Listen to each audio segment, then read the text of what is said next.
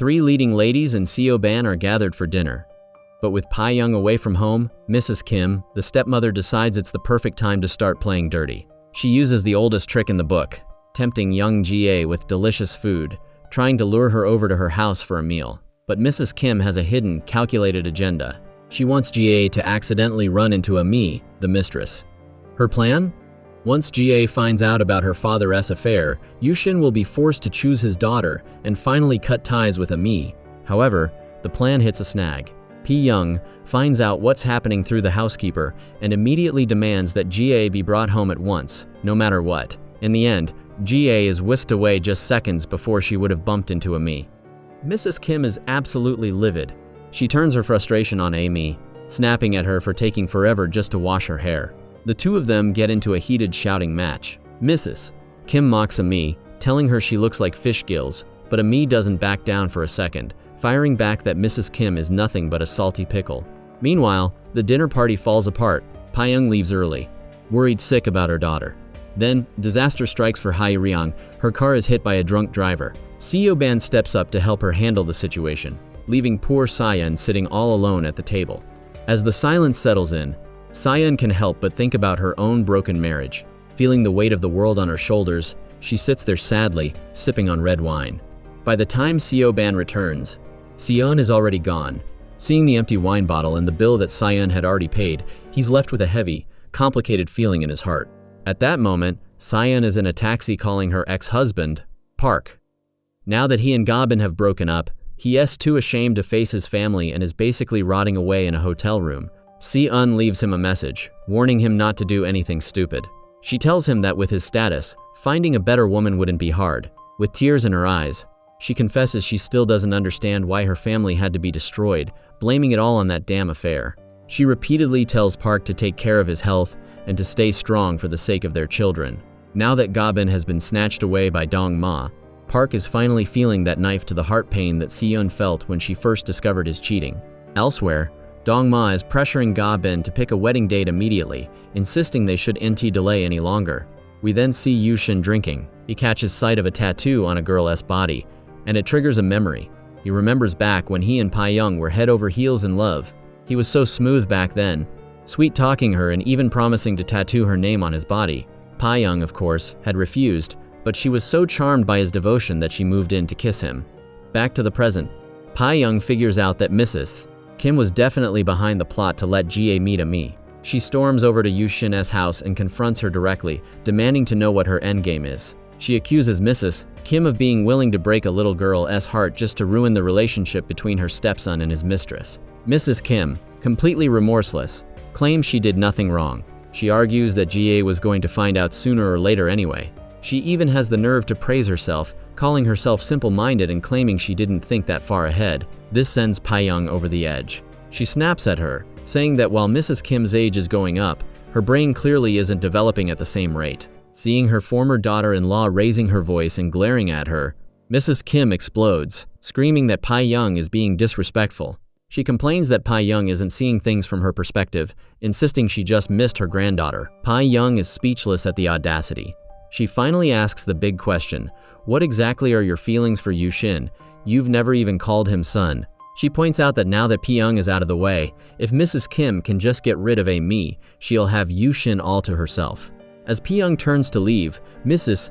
Kim, exposed and humiliated, turns into a ball of rage. She pulls out a recorder and dares Pai-young to keep talking. But Pai-young isn't finished. She reveals a dark secret. Yushin's biological mother hadn't even been gone for 2 years before the father married Mrs. Kim. Pai-young had once overheard Yushin and his father talking. It turns out Yushin's real mother knew all along that Mrs. Kim was having an affair with her husband while she was still alive, but she stayed silent. "No wonder you sympathize with Ami," Pai-young sneers. "You both two of a kind." Losing all face and consumed by fury, Mrs. Kim lunges forward and slaps Pai-young across the face. Pai-young doesn't take it lying down. She throws her clothes down and grabs a nearby vase, smashing it onto the floor in a rage. Just at that chaotic moment, Ami and Yushin walk through the door. Instantly, Mrs. Kim flips the script, putting on a pathetic act and crying out that Pai-young was trying to beat her up. Pai-young looks Mrs. Kim right in the eye and exposes her entire scheme. She tells everyone straight up, Mrs. Kim lured Ga over just to use the poor girl as a weapon to kick Amy out of the house. And the kicker? Pyung reveals she's recorded the whole thing. Amy, sensing an opportunity, lunges for the phone to play the recording, but Yushin steps in and stops her before she can hit play. Seeing her plan crumble, Mrs. Kim turns on the waterworks. She starts playing the victim, weeping and criticizing Pyung for being out of line. Even Amy is stunned by the performance. She actually thinks to herself how impressive Mrs. Kim's acting skills are. Amy confirms to Yushin that Ga did indeed arrive while she was in the middle of washing her hair. Mrs. Kim immediately barks at her to shut up and goes into a full-blown sob story. She claims Pyung showed up drunk just to hurl insults at her former mother-in-law. Sadly, Yushin falls for it hook, line, and sinker. Instead of seeing the manipulation, he turns on Pyung. He blames her for the divorce and shames her for drinking, asking how she can be a good role model for their daughter. He even threatens to just tell Jae everything right then and there, and moves to call the housekeeper to bring the girl over. But Pyung shuts him down with a scream. She warns him that if he dares to traumatize their daughter like that, she will make sure he never sees Ga again. Yushin's response? He actually has the audacity to claim Pyung doesn't care about his feelings. Speechless at his sheer selfishness, Pyung turns her back and walks out. Amy, seeing the absolute wreck of a situation, feels a wave of guilt. She chases after Pyung, offering to drive her home, but Pyung coldly refuses. Still, Amy is heartbroken for her. She tells Pyung that if she ever needs someone to talk to, she'll be there to listen patiently. But just as the dust settles on that drama, Amy receives devastating news. Her biological father has passed away after a tragic fall from a horse. Meanwhile, things are taking a very different turn for Seon. Seoban gets home and calls her, asking why she left the dinner so early and why she insisted on paying the bill. During their conversation, he accidentally finds out that she is officially divorced. He doesn't waste a second. He asks to meet her immediately. He grabs his coat, hops in a taxi, and heads straight to her. Seon, feeling a spark of something she hasn't felt in a long time, gets dressed up and prepares for the meeting. When they meet, Seoban brings out some anti-hangover medicine. Worried because she drank so much earlier, Seon tries to bring up their friend Hyeryung, but Seoban stops her. He tells her clearly, tonight, he only wants to talk about the two of them. You can see the hope in Seon's eyes. After hearing the truth about her divorce, Seoban sighing, saying her ex-husband Park clearly didn't know how to cherish her and never deserved her in the first place. They get deep into a conversation about the reality of marriage. They talk about how a marriage starts with passion, but over time, that fire fades. Love turns into family affection, or more accurately, a sense of possession and partnership where two people should lean on each other to get through life. But as they both know, hearts are hard to control. Even though Park is now miserable because Ga-bin dumped him, Seon makes it clear she has zero intention of ever taking him back. Seoban keeps testing the waters, subtly asking if she'd ever consider getting married again. This sends Seon's mind into a whirlwind of thoughts. Seoban looks like he's about to say something big, but he stops himself, suggesting they wait until tomorrow when they are both completely sober. As they leave the restaurant and walk down the street, a cold breeze blows. In a sweet, intimate gesture, Seoban takes off his coat and wraps it around Seon's shoulders. Then comes the bombshell. He confesses that they've actually met before, a long time ago. Seon is shocked she has no memory of it. Seoban keeps the mystery alive, promising to reveal the secret tomorrow. Just as they are walking, they bump into Seon's daughter, Hyang-ji. Panicked, Seon rushes to give the coat back to Seoban. But after he leaves, Hyang-ji starts teasing her mom, convinced that Seoban is her new boyfriend. No matter how much Seon denies it, her daughter isn't buying it. And deep down, Seon might be feeling it too when her phone vibrates later. She's clearly hoping it's a call from Seoban. But it's not. It's her ex-husband, Park. And karma has hit him hard. He's suddenly suffered a stroke or facial paralysis, and his mouth is twisted to one side. He's calling Seon, desperately asking for the number of an acupuncturist. Remembering their years together, Seon's heart softens, and she considers going to check on him. Finally, the scene shifts to Song-won. She's officially gone into labor.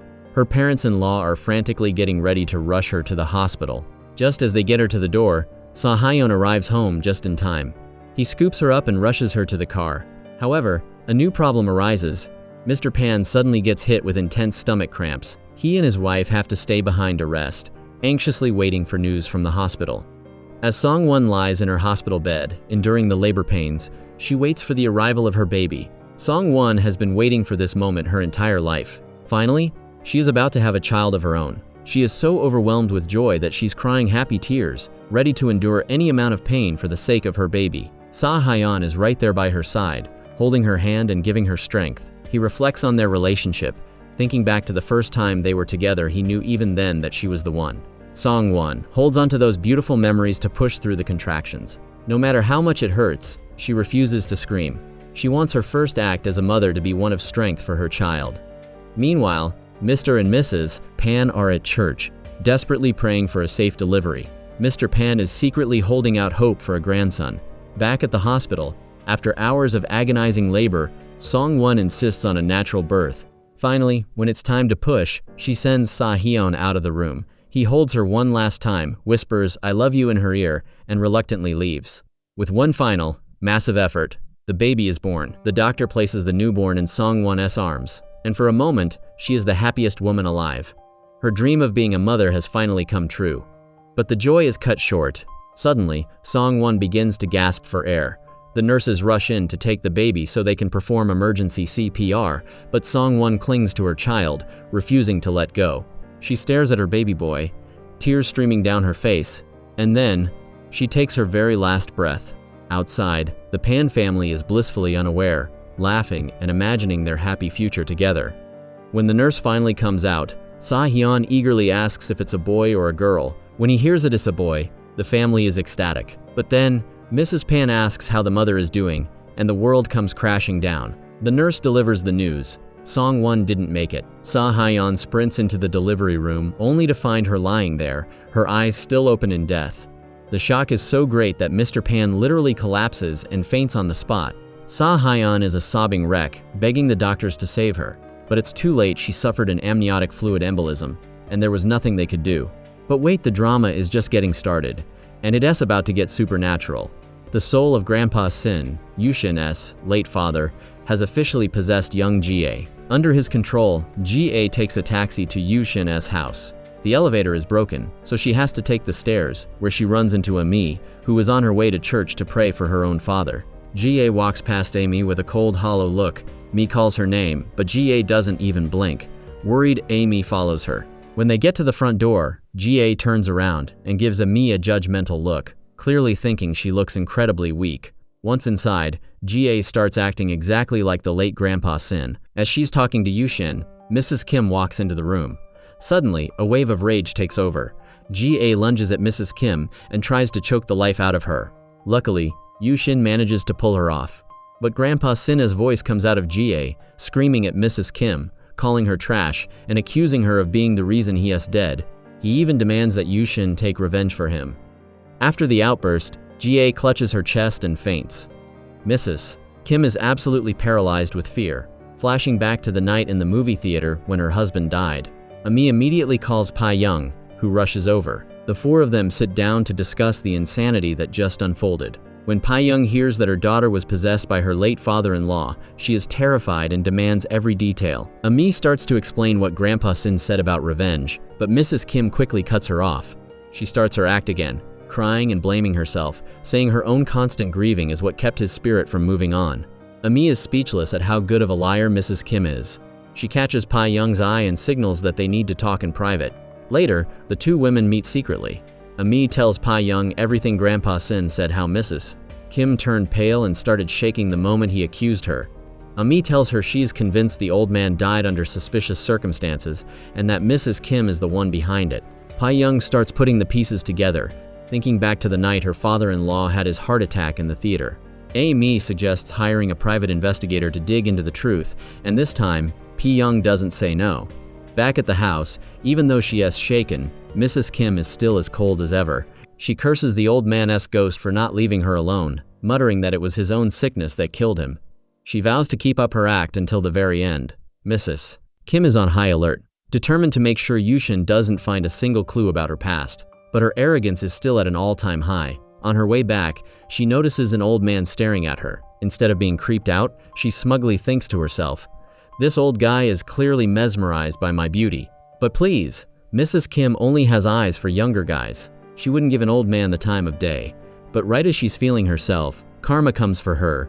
She trips and falls flat on her face. The old man rushes over to help her up, being surprisingly sweet and offering to take her to the hospital while introducing himself. But Mrs. Kim stays cold as ice and shuts him down. The man doesn't take the rejection well. He starts loudly insulting her, saying it's obvious she has had tons of plastic surgery, and that from the back, she looks exactly like a grandma. Mrs. Kim is absolutely fuming. Meanwhile, Seon cannot stop thinking about the years she spent with her ex-husband. Despite the betrayal, she goes to check on Park. It's a pathetic sight. He's been drowning his sorrows in alcohol, unable to cope with being dumped. Park has been frantically Googling his symptoms. Peripheral facial paralysis. Seeing the state he is in, Seon drives him to the hospital. Park is so ashamed that he's hesitant to even take off his mask in front of the doctor. The diagnosis? Sudden facial paralysis, likely brought on by extreme emotional stress. They both know exactly what caused it. After dropping him off, Seon finally heads back to work. Her mind keeps drifting back to Seo-ban. She still can't remember where they could have possibly met before, but she is starting to feel a little spark of excitement about it. But Seon isn't the only one with her sights set on Seo-ban. Hye-ryung is fully committed to making him her man. She's been stressing out, worried that he might have stayed behind to drink alone with Seon the night before. When Seon tells her she actually left early, Hye-ryung is visibly relieved. But just as she's celebrating, Seo-ban sends a text to Seon asking to meet her tonight. Right then, Pa-young joins them, and the three women start talking. Pa-young drops the bombshell about her daughter being possessed by her late father-in-law. Hye-ryung is shocked, but she makes a very interesting point. Wait, if Grandpa Sin and Mrs. Kim were such a devoted, loving couple when he was alive, wouldn't he want to possess his own wife instead of a child? This comment hits Pa-young hard, making her even more suspicious that their perfect marriage was a lie. The mood gets even heavier when their radio show receives a message from a listener. This woman's husband had left her twice to live with another woman. But karma struck him. 2. He suffered a brain hemorrhage and is now completely paralyzed on his left side. Of course, the mistress vanished the second he got sick. Now, the wife is stuck caring for her paralyzed husband while raising their 2 daughters. Hearing this story, Seon sees the parallels to her own life. Getting back with Park is out of the question, but seeing him suffer like this leaves her feeling deeply conflicted.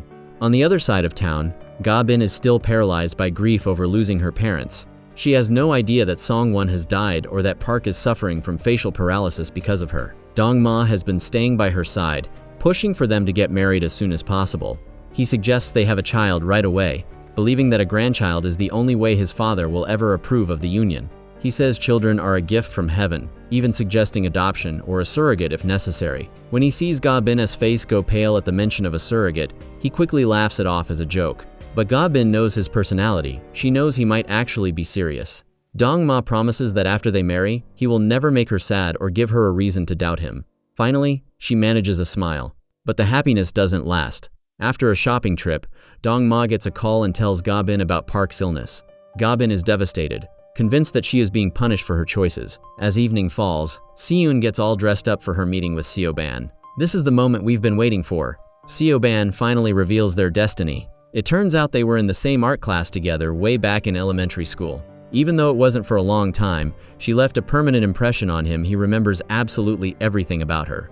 Seo-ban then asks if they can start calling each other by their first names to be more intimate. Seon is shy and a bit flustered by the sudden change in their relationship.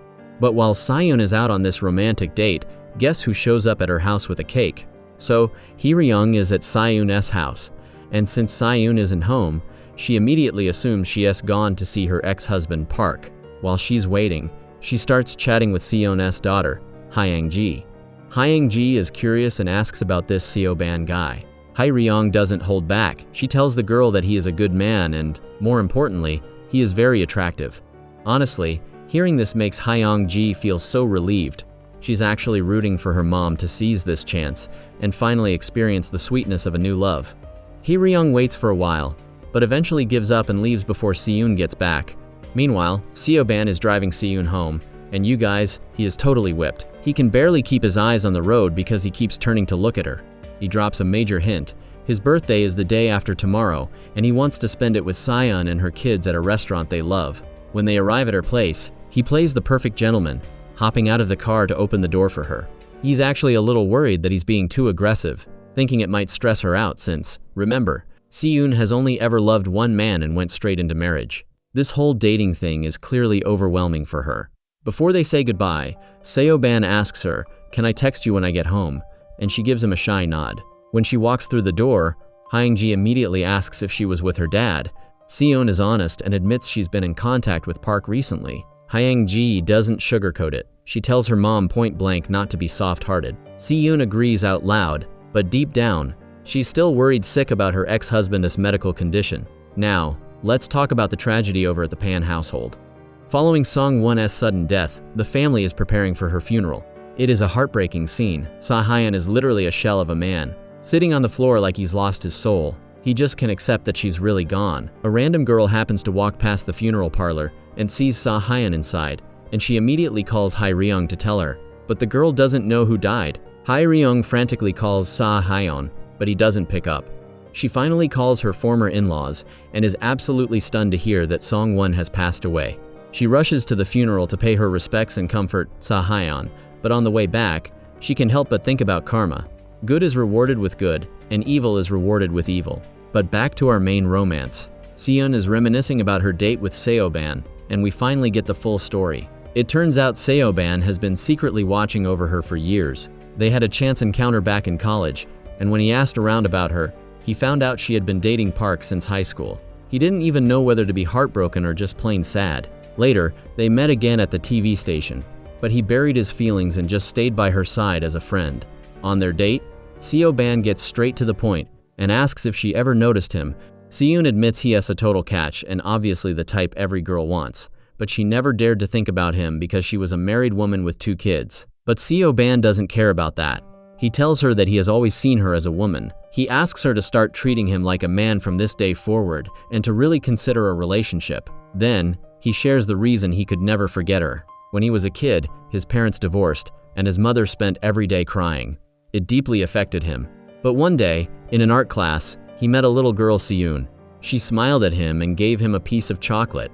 That one tiny, warm gesture lit up his entire dark world, and her image and voice have been burned into his mind ever since. As they talk, Seo-ban reaches out and takes her hand, and she doesn't pull away. Her heart is absolutely racing. When he gets home, he texts her to set up a picnic date. He even carefully asks if he can text her in the morning.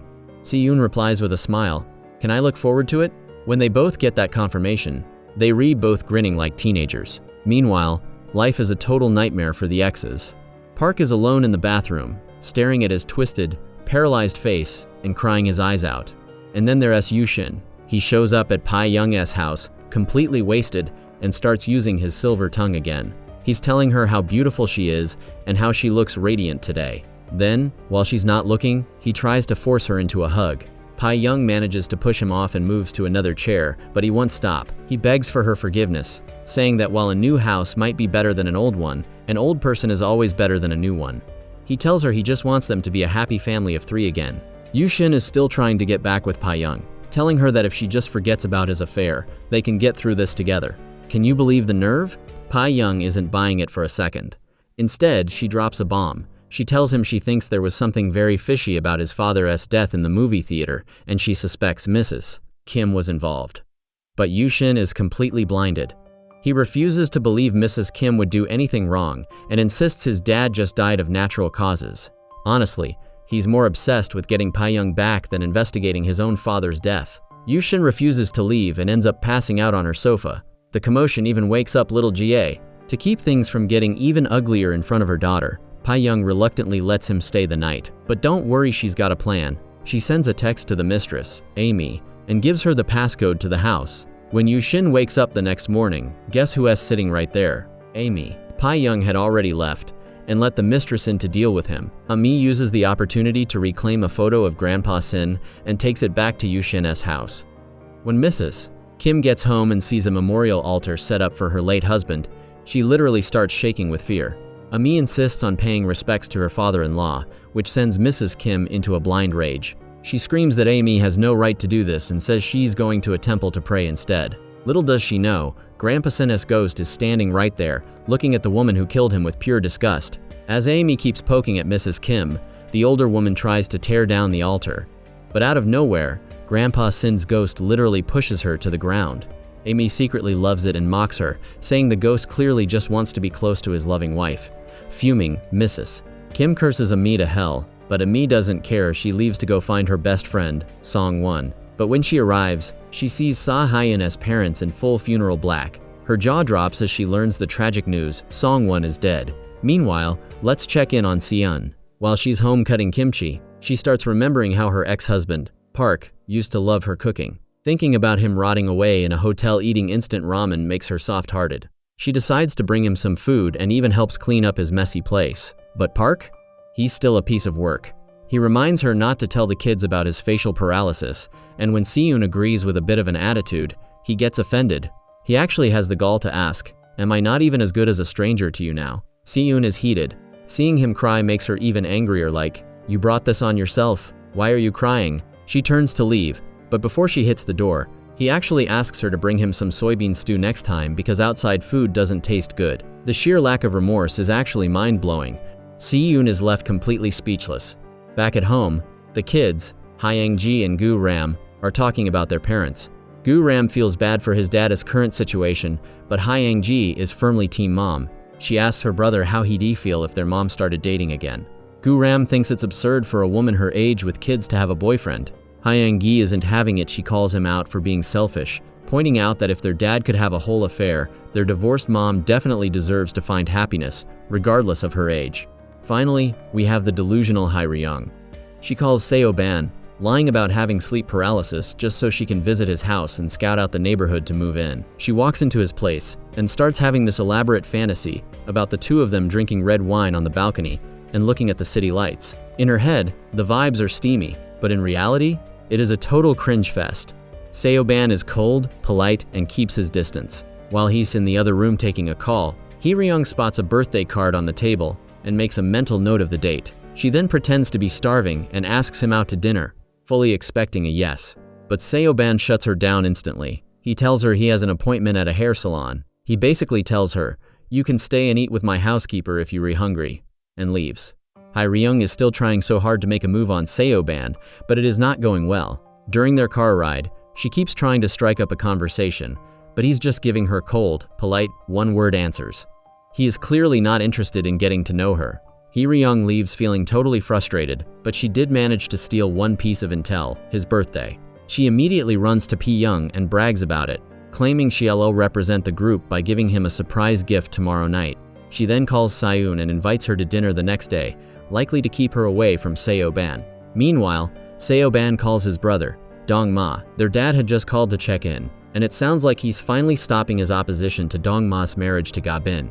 Dong-ma is ecstatic. He immediately takes Ga-bin to go wedding dress shopping. But the guy is being a total groomzilla. He keeps checking his watch, telling Ga-bin to hurry up, and instead of looking at furniture like she wants, he drags her to a mall. He tells her to pick out a simple outfit because his parents are super picky and hate people who dress badly. Talk about a red flag. But the mood shifts when Ga-bin gets a call from Amy. She finds out that Song-won has passed away, and the two of them head straight to the funeral.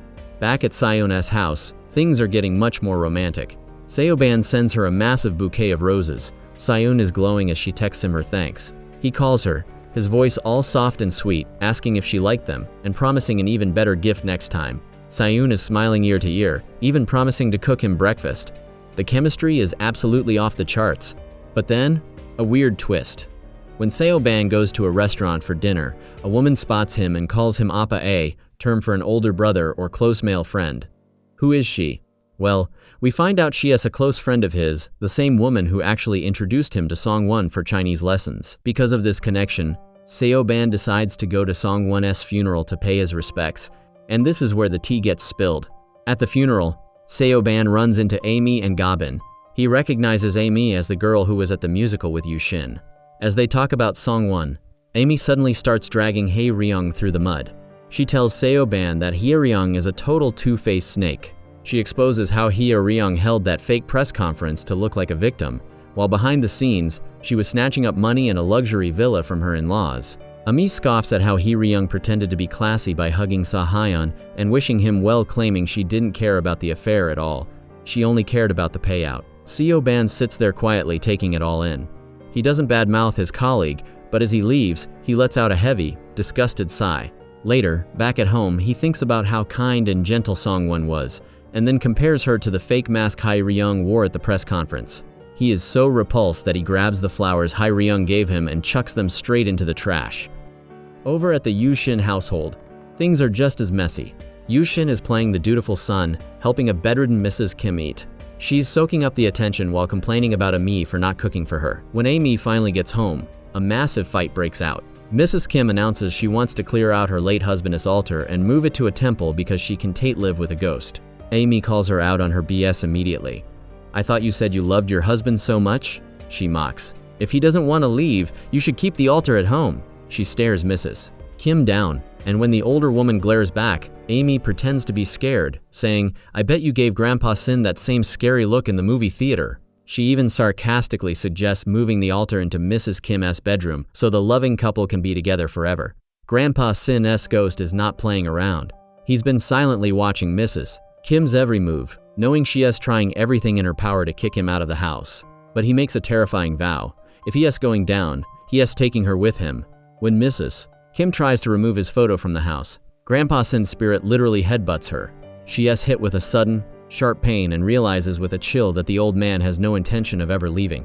But let's get to the romance we've all been waiting for. It's Seo-ban's birthday, and Si-yoon pulls out all the stops, preparing a beautiful, careful breakfast for him. They head to the park for a picnic, and Seo-ban is visibly moved. He's taking photos of the food, telling her it's the best birthday meal he's had since his biological mother passed away. As they talk, Seo-ban finally lets her in on a little secret. Remember when he gave everyone caviar, high-end hotel dining vouchers, and musical tickets? Well, it turns out those were all for her.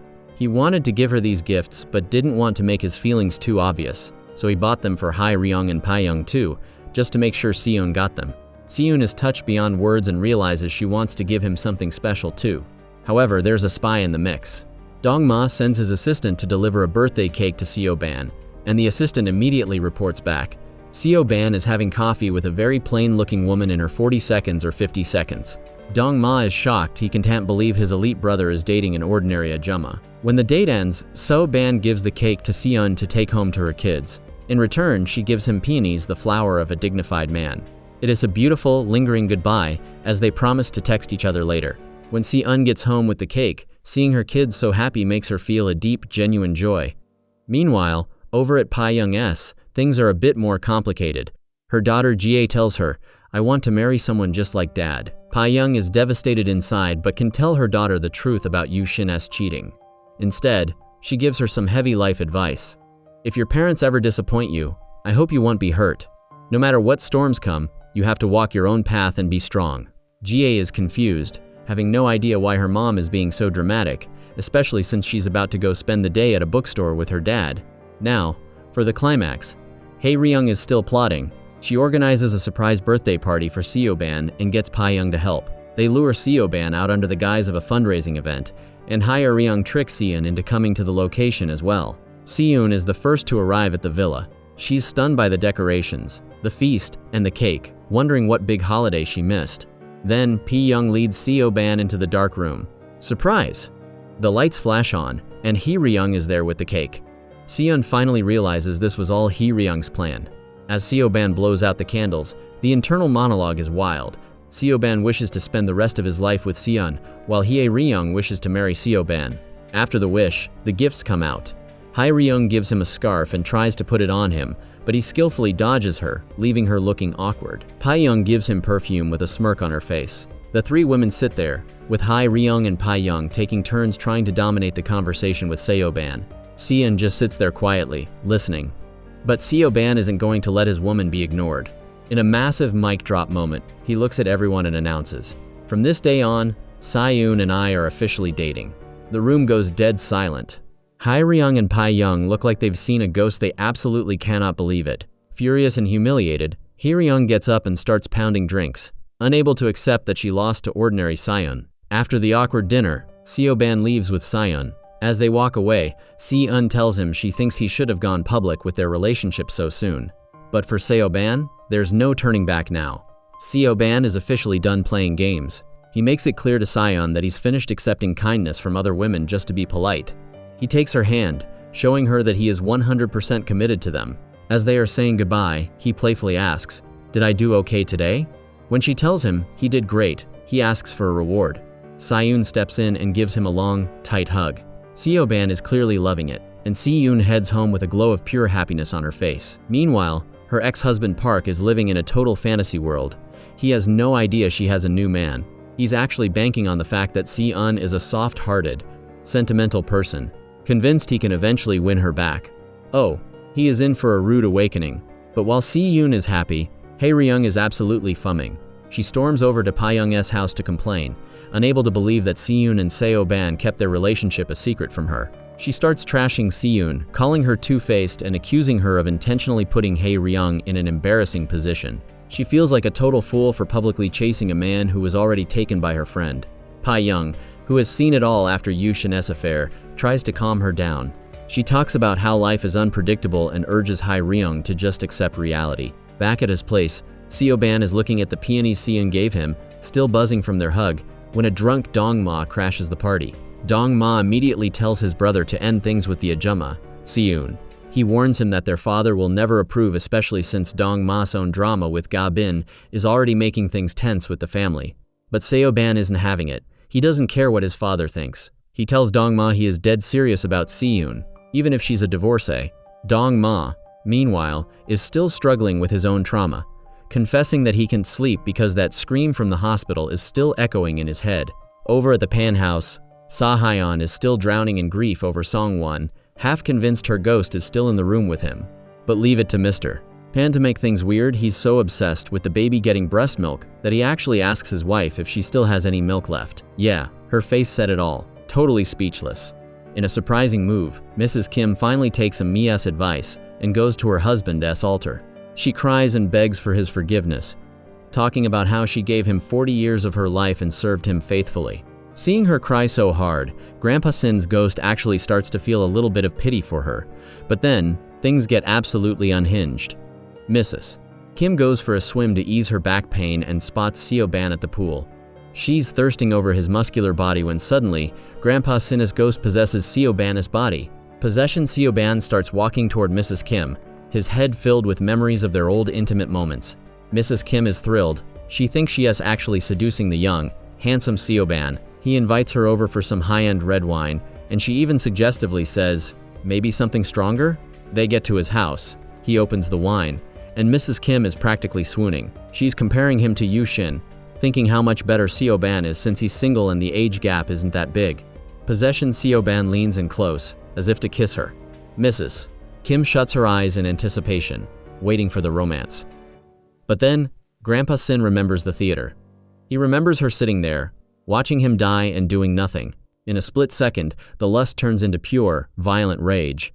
Instead of a kiss, he starts slapping Mrs. Kim across the face over and over again.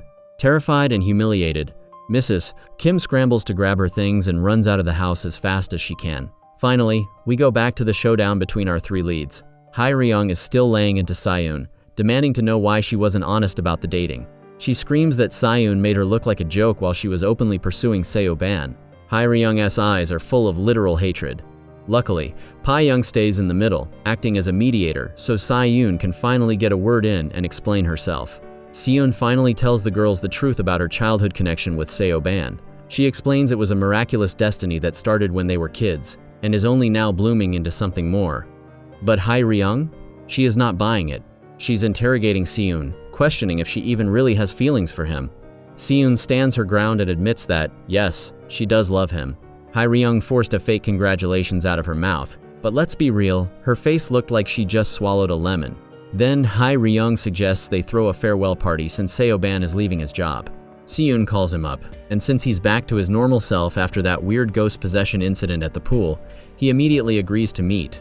At the party, Hae-ryung starts pushing the hard liquor. She's clearly on a mission to get Seo-ban drunk. She gets wasted herself and starts ranting about how every man changes the second they get married. She claims cheating is just normal, and that Seo-ban won't be any different. You can see the look on Seo-ban's face. She is definitely not enjoying this conversation. They move the party to a karaoke room for round 2. Seo-ban gets up and sings a deeply emotional, affectionate song, looking right at Seo-ban. As he watches her, he flashes back to when they were kids, remembering how she was the only one who cared for him when he felt completely alone. That was the moment she entered his heart for good. Hearing the song, even Hae-ryung gets emotional. She starts thinking back to her happy days with Sa-hyun, remembering how sweet and attentive he used to be, and she actually starts crying. After the party, Seo-ban drives Seo-ban home, but they make a detour at a church. This is where it gets really deep. Seo-ban pours his heart out. He tells her that, besides his work, he doesn't have any special talents, he just has a heart that loves her. Then, he drops the most unique proposal ever. He tells her he wants her to take him home, to be her husband. He says, "If you're going to reject me, don't do it yet. Think about it really hard, and give me your answer." In 50 years. Seo-ban grabs his hand. He swears to God that his feelings for her will never change until the day he dies. Seo-ban finally confesses her love back to him. Seo-ban is so excited he tells her she needs to inform the kids immediately. After all, they both in their 50 seconds and there's no time to waste. He drops her off at her building and even stops the elevator doors from closing, just so he can see her all the way up to her floor. Back inside, Seo-ban is touching her flushed face and feeling her heart race. She hasn't felt this fluttery in years. But while one couple is thriving, another is being absolutely destroyed. Dong-ma takes Ga-bin to an amusement park. They on a roller coaster, and while Ga-bin is screaming her head off, Dong-ma is just sitting there with a terrifying, blank expression. He is completely zoned out, even while driving home. When they get to her place, Ga-bin tries to hug him, but he literally pushes her away. Then comes the mic drop moment. He tells her he can't marry her. He says he loves her, but that love isn't enough. He needs some kind of intense emotion that he's not feeling. He even admits he thinks he might be mentally ill. He says he keeps losing to his own desires and that he constantly hears screams in his head. Ga-bin is completely shattered. She's being abandoned and played after everything they've been through. She slaps him across the face, throws all the expensive gifts he gave her on the floor, and screams at him to get out. Dong-ma, still wearing that same cold, emotionless face, just walks out and leaves her there. Meanwhile, Hee-ryung is back to drinking alone, trying to figure out why Seo-ban chose Seo-ban over her.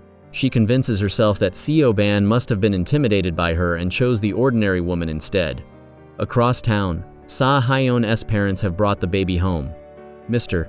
Pan is fully embracing his grandpa era, learning how to sing lullabies. Mrs. Pan is worried the baby's crying will keep her husband up, but he refuses to leave. He is determined to be the best grandpa ever. As they talking, a drunk Hee-ryung shows up at their house. Instead of being annoyed, Mr. Pan is actually happy to see her.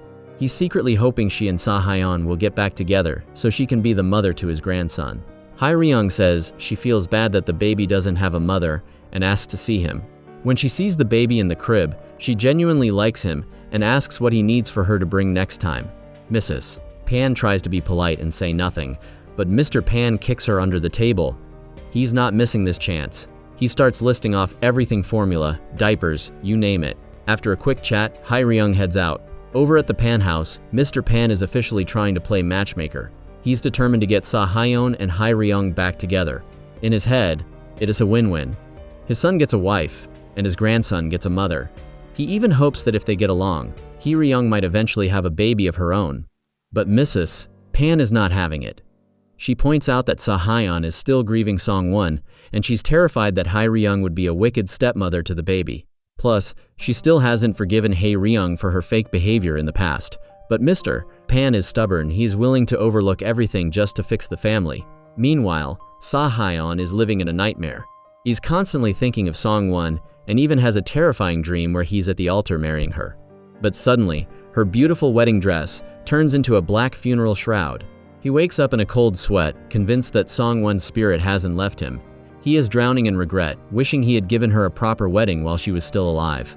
The next morning, the two brothers Seo-ban and Dong-ma meet for breakfast. Seo-ban drops the bombshell that he is planning to marry Seo-ban. Dong-ma is absolutely floored. He can believe his brother wants to marry a woman his own age who already has 2 kids. He warns Seo-ban, Dad is going to cough up blood when he hears this. But Seo-ban couldn't care less about their father's reaction. Then Dong-ma admits his own news. He officially broke up with Ga-bin. He says he is ready to take whatever divine punishment comes his way for it. Just then, Hee-ryung walks into the same restaurant. She spots the brothers and comes over to say hello. Dong-ma invites her to sit, and she happily joins them. But Seo-ban clearly doesn't trust her. He pulls his brother aside and whispers a warning. Don't let her bright exterior fool you. She is not a simple woman. He makes an excuse and leaves, leaving Dong-ma and Hee-ryung alone. Left with the handsome Dong-ma, Hee-ryung's mind starts wandering. She's staring at his sexy lips and thinking to herself that if she didn't have her fertility issues, specifically her cervix problems, she would definitely try to seduce him. They start chatting, and she praises Seoban as a reliable, unique man, but internally, she is bitter. She literally thinks to herself that Sion is cow dung while Seoban is a jasmine flower. As Dongma leaves, she watches his handsome silhouette and feels her heart racing. Elsewhere, the heartbreak continues for the kids. Guram misses his dad so much that he sets up a secret meeting. They go to a bakery, and Park is wearing a mask the whole time. Guram begs him to take it off, and when Park finally reveals his paralyzed face, the poor kid breaks down in tears. But it's a different vibe at Sion's house. She has invited Seoban over for some homemade Vietnamese spring rolls. Before he arrives, she sits her kids down and tells them the truth. She and Seoban are officially dating. Hyang-ji is thrilled for her mom, but Guram is a mess. He can stop thinking about his dad's paralyzed face and starts crying right there at the table. Sion is left in a heavy, awkward silence. Then, Amy meets up with Pai Young and drops some tea. Apparently, Mrs. Kim has fled to Singapore. Amy says the woman was acting incredibly weird before she left, even begging for forgiveness in front of her husband's photo. Amy is convinced that Mrs. Kim did something shady to cause Grandpa Sin's death, and that she ran away because she couldn't handle the guilt or the ghost. Pai Young, however, doesn't care about the murder mystery. She's just relieved that the ghost possession of her daughter might finally stop. But the biggest twist of the night happens next. Dong Ma calls Pai Young and says he needs to speak with her. He picks her up from work and invites her to a fancy dinner at a high-end hotel. Pai Young is convinced this is going to be a lecture about his brother dating Sion, so she agrees to go. They sit down, and Dong Ma doesn't waste any time. He looks her right in the eye and says, "I want to marry you." Pai Young is completely stunned. She thinks he's playing some kind of sick joke, but Dong Ma is dead serious. He explains that he was attracted to her steadfast personality from the moment they met at the golf course, where she wasn't afraid to admit she was divorced. But then, he reveals the real reason he's obsessed with her, and it is weird, guys. He says that the day she was getting that liquid nitrogen cryotherapy treatment, she let out a blood-curdling scream of agony. He tells her that hearing that scream gave him an indescribable feeling and that, honestly, he found the sound of her scream refreshing. As Pai Young starts to cry, Dong Ma is visibly moved. He looks like he wants to jump across the table and pull her into his arms right then and there. Pai Young tries to be the voice of reason, warning him that he's being incredibly impulsive, but Dong Ma isn't backing down. He tells her that, while he's usually a cold, calculated person, she is the only one who has ever made him waver. He describes her as a black hole, saying he's been sucked in and can't escape. He even admits that she is the reason he broke up with his fiancée. Pai Young is overwhelmed. She tells him she can't just accept these wild fantasies of his. After her marriage to Yushin crashed and burned, she simply doesn't trust men anymore. But Dong Ma? He's relentless.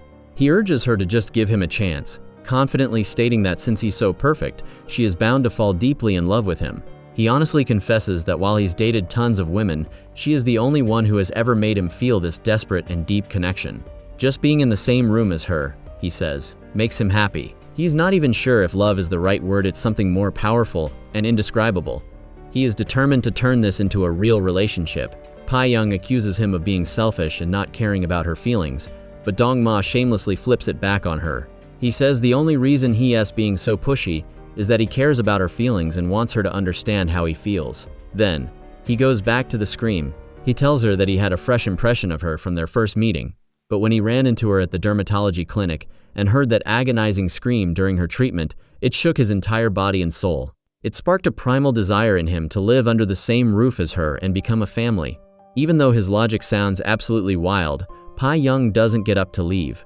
Dong Ma is a total pro at this. He asks her to look him straight in the eye and tells her she is as beautiful as a flower. Facing this handsome, wealthy, younger man, Pai Young's walls finally start to crumble. Then, Dong Ma gets really weird. He brings up the scream again, saying he usually hates the sound of people yelling, but when she did it, it felt like an electric current running through him. He says this proves they are destined to be together. He starts calling her honey, and then comes the most bizarre part of his pitch. He tells her, "If you saw me take off my pants and urinate, you'd probably faint." But then he explains that, if you a parent watching your child learn to use the bathroom, you aren't disgusted, you're proud. He says that in his eyes, she's so young and cute that he wants to hold her tight, yet he also finds her incredibly sexy. He is 100% convinced she is his one and only soulmate. Pai Young thinks this is all nonsense, but you can tell she is wavering. She accidentally lets slip about Seo-yoon and Seo-ban dating. She tells him how awkward and absurd it would be if she and her best friend ended up as sisters-in-law by marrying the two brothers. Dong-ma just scoffs at that. He reminds her that her marriage to her ex-husband was logical and reasonable, and look how that turned out. He cheated and they divorced. He reaches out and takes her hand, and this time, Pae-young closes her eyes and just listens to his voice. He tells her that her scream went deep into his heart and turned his brain upside down. She stays silent, which is basically her giving him the green light. Dong-ma starts closing in, talking about taking her to France for their honeymoon. He's already planned their entire future. He wants them to have a baby together and wants her to stay home, take care of the kids, and just enjoy a life of luxury. One by one, his charms are conquering her. He starts telling funny stories, making her laugh, and Pae-young finally starts opening up. They start sharing food. He gives her a piece of his steak, and she shares her plate with him. As the meal ends, Dong-ma makes one final request. He wants Pae-young to bring her daughter Jie to an amusement park with him. Pae-young is still in a daze from Dong-ma's wild proposal, and even though she can't quite believe it's happening, she doesn't say no. But while Pae-young is floating in the air, poor Ga-bin is at home, spiraling in heartbreak.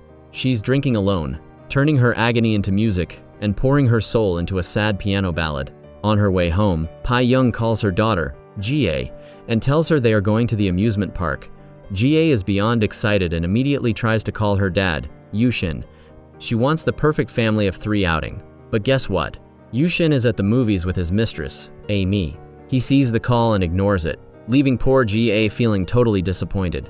When Pae-young and Jie arrive at the park, Pae-young sends a quick text to Dong-ma. He doesn't waste a second.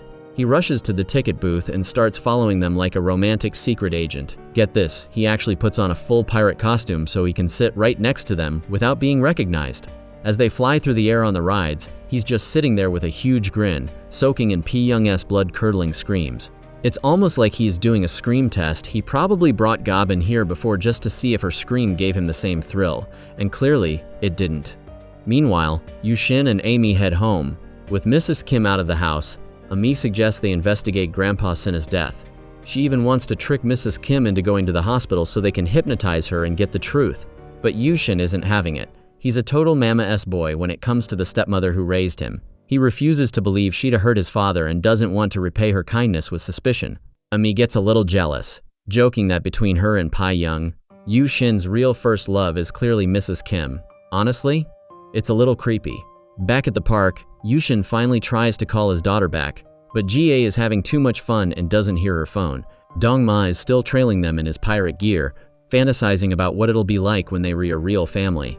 At one point, Pae-young and Jie go to buy ice cream, and Pae-young finds herself subconsciously looking for Dong-ma. Just as she thinks he might have left, she gets a text from him. It's a photo of her and Jie eating ice cream. She looks around and finally spots the handsome pirate in the distance, winking at her. Her heart is officially stolen. As the two of them get on the Ferris wheel, something supernatural happens. Grandpa Sin's ghost is right there. He's standing to the side, waving a final, emotional goodbye to his beloved granddaughter. Then, his spirit slowly ascends into the sky and disappears forever. He's finally crossed over. After the park, Dong-ma escorts them home like a true knight. Over at the Pan household, Hae-ryung shows up with a bunch of baby supplies. Mr. Pan is absolutely beaming, convinced that a reunion is inevitable. He's already imagining her standing at the door, hosting the baby's first birthday party next year. Hae-ryung takes some photos of the cute baby, but she can help but feel a pang of sadness over her own fertility issues. That night, Seo-hyun has another dream about Song-won. They re on a swing set together, talking about how they'll raise their son. It's a beautiful, happy scene, but then poof, Song-won vanishes. Seo-hyun wakes up in tears, staring at her photo and vowing that he will never let his son see him cry. The next morning, Pae-young wakes up to a text from Dong-ma, and she can't stop smiling. He's going away on a month-long business trip, but before he heads to the airport, he wants to see her one last time. Pae-young panics and rushes out the door to meet him. Dong-ma tells her he's going to be gone for 30 days and asks for a goodbye hug. Pae-young isn't quite ready for that yet and tells him they'll hug when he gets back. She turns to walk away, but Dong-ma isn't letting her go that easily. He lunges forward and catches her right in front of the elevator. This time, Pae-young doesn't resist. They share a long, passionate kiss as the tension finally explodes. The episode ends with Seo-yeon visiting her ex-husband, Park, with some homemade stew. But the second she sees him, she starts scolding him. She's furious that he showed his paralyzed face to their son, Gu-ram, and made the poor kid worry. Park claims he just missed his kids, but Seon isn't hearing it. She accuses him of being a son-favoring sexist, saying he only cares about Gu-ram's feelings and doesn't give a damn about their daughter, Hyang-ji. Park is back at it, playing the victim card as hard as he can. He tells Seon that he only went to see their son because he's depressed and desperately needs comfort and courage. Seon is absolutely done. She snaps back, basically saying, "Oh, now you want pity? Where was all this courage when you were cheating on me and acting like it was totally fine?" She doesn't waste another second and just walks out. Back at home, Seon tries to reassure their son, Gu-ram, that his dad will be okay and will recover soon. But then, she drops the big news. She and Seo-ban are officially getting married. Hyang-ji, the daughter, is over the moon. She just wants her mom to be happy. But Gu-ram? He's not having it. He's upset, crying that he doesn't want another man as his dad. Hyang-ji has to step in and give her brother a reality check, telling him he's being selfish. She tells him point blank, "You can ask mom to sacrifice her entire life and happiness just for you." Meanwhile, Seo-ban is out shopping for a massive diamond ring to propose to Seon. But he gets a call from Ga-bin. Even though she was dumped, she is still obsessing over Dong-ma and asking how he's doing. Seo-ban is a total class act. He apologizes for his brother's behavior and tells her straight up, "Honestly, you were better off dating literally anyone else besides my irresponsible brother." Over at Pai Young's house, she is still buzzing from that elevator kiss with Dong-ma. She's literally daydreaming about their future life, imagining double dates at the golf course where Seo-ban calls her sister-in-law. It's a total vibe. But then she gets serious. She realizes she can keep the truth from her daughter anymore. She sits Jie down and tells her everything. Yushin made an unforgivable mistake, and that's why they re-divorced. Jie is devastated, but Pi-young gives her some tough love wisdom. She tells her that as she grows up, she'll realize life doesn't always go the way you plan. She tells Jie that she can choose to be angry or she can choose to accept it, but she can use it as an excuse to fail in life. "No one can take responsibility for your life but you," she says. It is a powerful mother-daughter moment. Later that night, Jie is worried about her sad, lonely dad and calls Yushin. But where is Yushin? He's at a club, dancing and partying with Ami. Jie hears the loud club music through the phone and instantly realizes her dad isn't sitting at home crying, he's out having the time of his life. Just like that, her sympathy for him completely vanishes. While Pi-young is soaking up Dong-ma's "I love you" messages over the phone, he even asks her to scream for him to give him energy. She hits a snag. During dinner with Sai-yoon and Hae-ryung mentions that Dong-ma previously paid for their drinks. Sai-yoon tries to play it off like he was just being polite to his brother's colleagues, but Pi-young's intuition is screaming. She starts to wonder if Dong-ma is a player or if he's actually sincere about her. Back with Seon and Seo-ban, he tells her he wants the wedding to happen next year. Seon is still worried about his wealthy family's approval, but Seo-ban is a rebel. He tells her he is getting married whether his father likes it or not. Gu-ram is still sulking, and Hyang-ji has to give him another lecture. She tells him his dad is the one who abandoned the family, so Gu-ram needs to stop worrying about his dad and start caring about their mama's happiness. She tells him, "Don't be uselessly kind, be wisely kind." Fast forward to Christmas. Thanks to his treatments, Park is officially cured, his face is back to normal. He's so pumped that he goes to the mall to buy a gift for Seon. He even brags to the sales clerk that it's for his wife. Park is completely delusional, thinking that if he just keeps showing up and begging for forgiveness, Seon will eventually cave for the sake of the kids and let him move back in.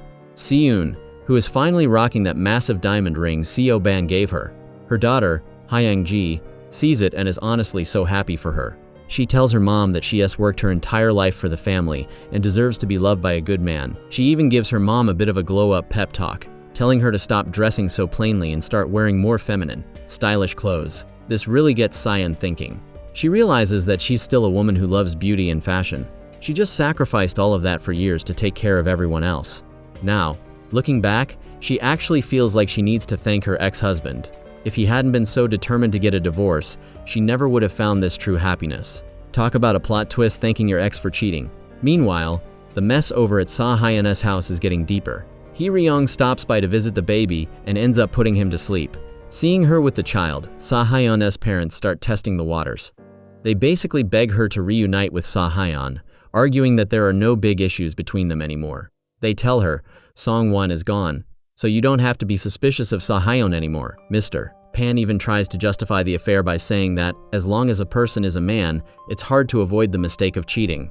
Can you believe the audacity? Despite their constant pressure, Hae-ryung is standing firm. She tells them it's over.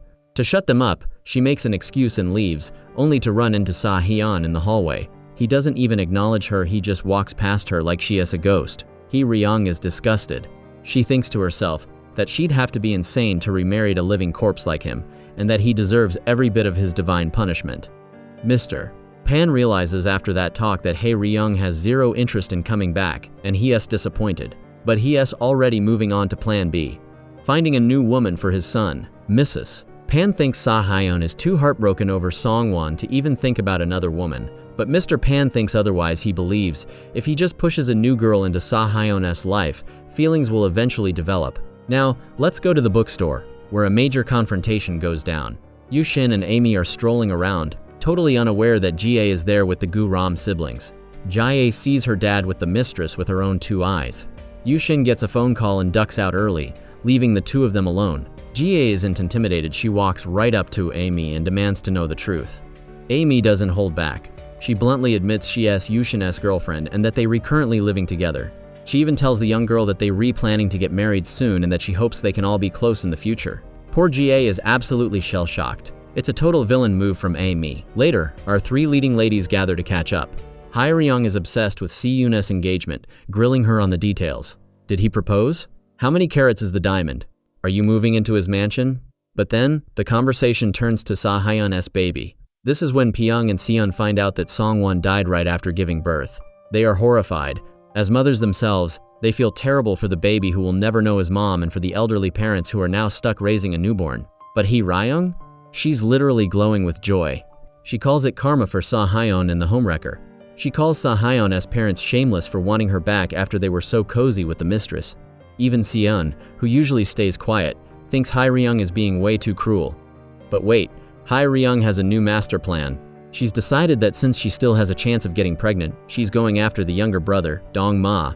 She starts pumping Seon for information on him, and when she hears he is single, she is practically vibrating with excitement. She has no idea that Dong-ma is already head over heels for Pyong. You can see the oh no expression on Pyong's face as she realizes her friend is about to target her new man. Finally, the episode ends with a massive cliffhanger. Park, the delusional ex-husband, shows up at Seon's house. He goes straight for the pity card, begging for her forgiveness, and asking her to take him back so they can be a family again. Park is still at it with the poor me routine, and honestly, the nerve of this guy. He's trying to play the pity card, claiming he's so desperate for comfort and courage that he had to come crawling back to his family. Seo-hyun is not having it. She tells him off right then and there. If he is so desperate for sympathy now, why didn't he have that same energy when he was cheating and acting like his affair was perfectly fine? But Park doesn't stop. He has the absolute audacity to say that if he just changes himself, everything will be fine. He claims he's been washing his face with tears every night, regretting how he threw away his happiness. He's begging Seon and the kids for forgiveness, swearing he'll never mess up again, and even offers to get down on his knees in front of his children. Seon is so disgusted that she drags him out to a cafe just so they can speak privately. Once they at the cafe, Seon drops the bombshell. I am getting married. Park is absolutely floored. His hands are literally trembling as he holds his teacup. He tries to wrap his brain around it, even asking her if she's just getting married to get back at him, rather than actually being in love. Seo-hyun isn't interested in explaining herself. She tells him to never contact her or see her again and just walks out. Her daughter, Hae-young-gi, is watching this all go down with a look of pure disappointment for her dad. Meanwhile, over at Seo-hyun's house, Hae-ryung stops by to visit the baby. She is playing with the little guy when suddenly, the vibe in the room shifts. She turns her head and get this, she sees the spirit of Song-won. The ghost is right there, smiling and teasing the baby. Hae-ryung is terrified out of her mind and flees the house immediately. While Song-won's ghost sits on the sofa, watching Seo-hyun look like a living corpse, he and his mom are sharing a heartbreaking moment. They reflecting on how Song-won told Seo-hyun to always be good to his mother, especially since mothers go through so much pain to give life. They both feel terrible that they never even gave Song-won a proper wedding. The next day, Seo-hyun goes out to buy twisted bread, Song-won's favorite snack. And guys, this is the wild part. Back at home, Song-won's ghost actually picks up a piece of the bread and eats it, looking so happy to have a taste. Now let us talk about Mrs. Kim. She's back from Singapore, and it's like she is a completely different person. She has gone from evil stepmother to neighborhood sweetheart. She's chatting it up with Pyong, giving her tons of gifts, and even gives her a warm hug before leaving. Young is so shocked she calls Ami to tell her the news. Ami then mentions that she and Jia met up, and that Jia even sent a message telling her dad to live well. Yushin hears this and is totally depressed. He's drowning his sorrows in booze when Mrs. Kim walks in, handing out flowers to Ami and being super friendly. They are both looking at her like she has lost her mind. But the drama doesn't stop there. Park actually reaches out to Yushin. He wants Yushin to have Young check out who Seon's new fiancé is. He's terrified that she's being scammed by a gold digger or some rich old man. Little does he know, she's engaged to the young, handsome, and incredibly wealthy Seo Ban, who has never even been married before. Speaking of Seo Ban, he's discussing wedding plans with Seon when he gets an uninvited guest, his father, Chairman Seo. The chairman shows up wanting to help with the wedding, but Seo Ban shuts him down cold. He reminds his father that after he cheated, divorced, and abandoned the family years ago, they have no relationship. He tells the chairman to get out. When the father finds out the bride to be is 50 years old, a divorcee, and has 2 kids, he loses it. He tells Seo Ban to find a younger girl and have his own kids instead of being a stepfather. Seo Ban couldn't care less. The next day, Seo Ban takes Seon and her 2 kids to a ski resort. Seeing him bond so well with her children, Seon finally starts to relax and smile. Meanwhile, Park is sitting at home, crying alone. Seo Ban takes the family out for BBQ, and his gentle, caring nature officially wins over the kids' hearts. As Christmas approaches, Ami goes to a bakery to buy a cake and runs into, you guessed it, Hye Ryung. Ami is still fuming over how Hye Ryung treated Song-won, and she just glares at her the whole time. Hye Ryung, being her usual paranoid self, thinks Ami is taking secret photos of her and storms over, snatching Ami's phone to check. It turns out, Ami was just taking photos of the cakes. Hye Ryung is feeling super embarrassed after realizing Ami wasn't actually taking secret photos of her. She gives a half-hearted, whatever apology, but Ami is not letting her off the hook. She forces Hye Ryung to buy her a cake as reparations for the drama.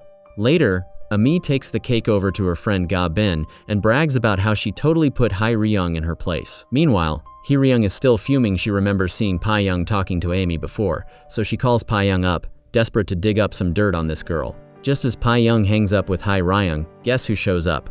Yushin. He's been losing sleep lately because of his daughter Jae's cold attitude toward him, so he's there to test the waters. Young tells him she's talked to Jae, and that the girl just needs some time to process the trauma of his affair. Then Yushin asks about the gossip he heard from Park, who exactly is Seon's new fiancé. He's probably expecting it to be some random old guy, but when Young says the name Seo Ban, Yushin's jaw literally hits the floor. He cannot wrap his brain around why a wealthy, handsome bachelor like Seo Ban would want to marry a woman like Seon. The next day, Young is missing Dong Ma, wondering if he's off falling for some blonde beauty while he's away on business. Suddenly, she gets a text from his assistant saying a Christmas gift was left at her door. She opens it, and surprise, it's not the assistant. It's Dong Ma dressed in a full Santa Claus outfit. He just got back from overseas and immediately rushed to see her, giving her a massive hug and a supersized bag of gifts for her and Jae. Young is absolutely thrilled and sends him a sweet thank you text afterward. Then things get a little flirty. Dong Ma asks for a video call, but Young is in the bath and feeling shy, so she refuses. But then, she decides to be a little cheeky. She strikes a gorgeous pose and sends him a photo of just her legs. Dong Ma's heart starts racing. He's so mesmerized that he wants to marry her right this second. Later, Jae comes into the bathroom, still bitter about her dad's affair. Young gives her some amazing motherly advice. She tells Jae that she doesn't hate Ami because no one can truly control their feelings. She tells her daughter that holding on to hate only makes you a cruel person. She even tells Jae that Ami isn't a bad person at heart, and hopes Jae can be friendly with her. Jae wonders if she'll ever be as strong as her mom if she gets cheated on, and Young tells her that while she hopes that never happens, the boat will always find the bridge, meaning things have a way of working themselves out in the end. Meanwhile, Mrs. Kim is still acting like a totally different person. She invites Jae to go skiing for Christmas, and Jae agrees. Yushin and Ami tag along, leaving Young all alone for the holiday, which is exactly what she wanted. She glams up and heads out to meet Dong Ma.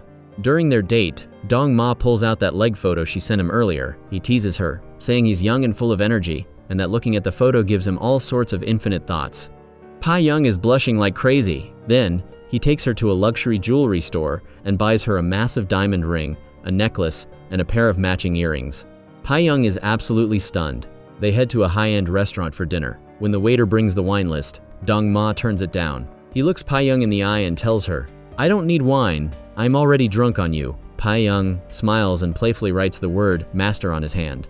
But then, Dong-ma gets serious. He tells her he wants to marry her and start planning the wedding immediately. Pai-young is a little hesitant. They've only met a few times and haven't really spent a lot of intimate time together yet. But Dong-ma isn't having any excuses. He tells her to stop running away and to just bravely accept his love. He leans in and gives her a deep, romantic kiss, sealing the deal. After dinner, he finally escorts his future bride back home. Dong-ma is still using his sweet talk on Pai-young, and yeah, he's still asking her to let out a scream just to satisfy him. He stops the car and touches her waist, making her burst into laughter. Suddenly, the tension peaks, and Dong-ma pulls her into a passionate kiss. Once they get to her house, Pai-young tries to say a polite goodbye, but Dong-ma isn't going anywhere. He storms right into the room and sweeps her into his arms. While they are having their moment, Mrs. Kim is at home having a complete breakdown. With a totally blank, expressionless face, she is in the bathroom, literally hacking off her own hair. The next morning, Pai-young wakes up and can stop thinking about how gentle Dong-ma was the night before. When he finally wakes up, the first word out of his mouth is wife. He's already calling her his wife. He intimately slides the matching rings they bought onto her finger and starts pressuring her to hold the wedding immediately.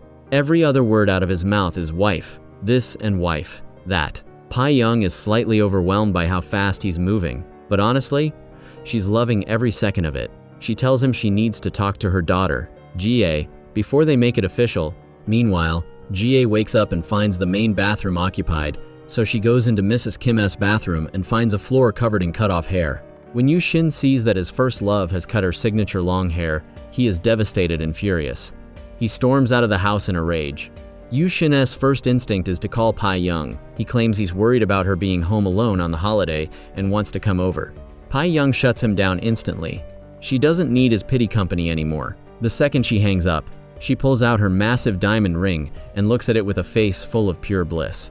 Later that day, she and Dong-ma head to a luxury hotel and put down the deposit for their wedding hall. It's actually happening.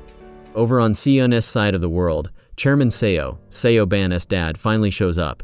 He's thought it over and decided to stop opposing the marriage. He wants Seo-ban to let go of his past resentment and stop being so cold to the family. He even asks to meet Seon so they can get to know each other. Seon's kids are also totally on board. Hyung-gi is so supportive she even suggests that her mom should have a baby with Seo-ban. Both kids are convinced he'll be an amazing father. On Christmas night, Ga-bin stops by Sa-hyun's house to see the baby. Mr. Pan's matchmaker instincts kick in immediately. He wants to set her up with his son. But the second he hears she is 40 years old, he loses interest. He is only looking for younger women now. Meanwhile, Song-won's ghost is standing in the corner, watching Ga-bin with a peaceful, happy smile. Ami is also having a rough night. She's jealous of Yu-shin's over-the-top reaction to Mrs. Kim cutting her hair. She asks him point blank, "Do you still see her as a woman? Are you still obsessed with your first love?" Yu-shin just tells her to mind her own business. Then, Yu-shin gets a call from Park and spills the tea on Seon's new man. When Park hears that Seon's fiancé is not just a handsome bachelor, but the eldest son of the SF Electronics empire, he is absolutely floored. He is sick with jealousy. He hangs up, loses his mind, and drives straight to Seon's house. He bursts in and orders Seon and the kids to sit down. Then, he starts preaching at them, shaming the kids for not opposing the marriage. He asks them, "Is it because he is rich? Do you just want a rich dad that badly?" He's trying to make them feel guilty for moving on.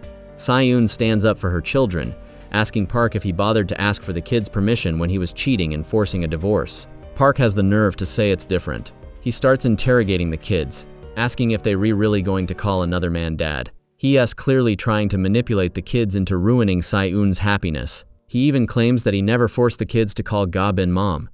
But Hyung-ji isn't taking it. She looks her father in the eye and tells him, "Yes, you gave birth to us and raised us. But then you abandoned us. You chose to live with another woman instead of your own children.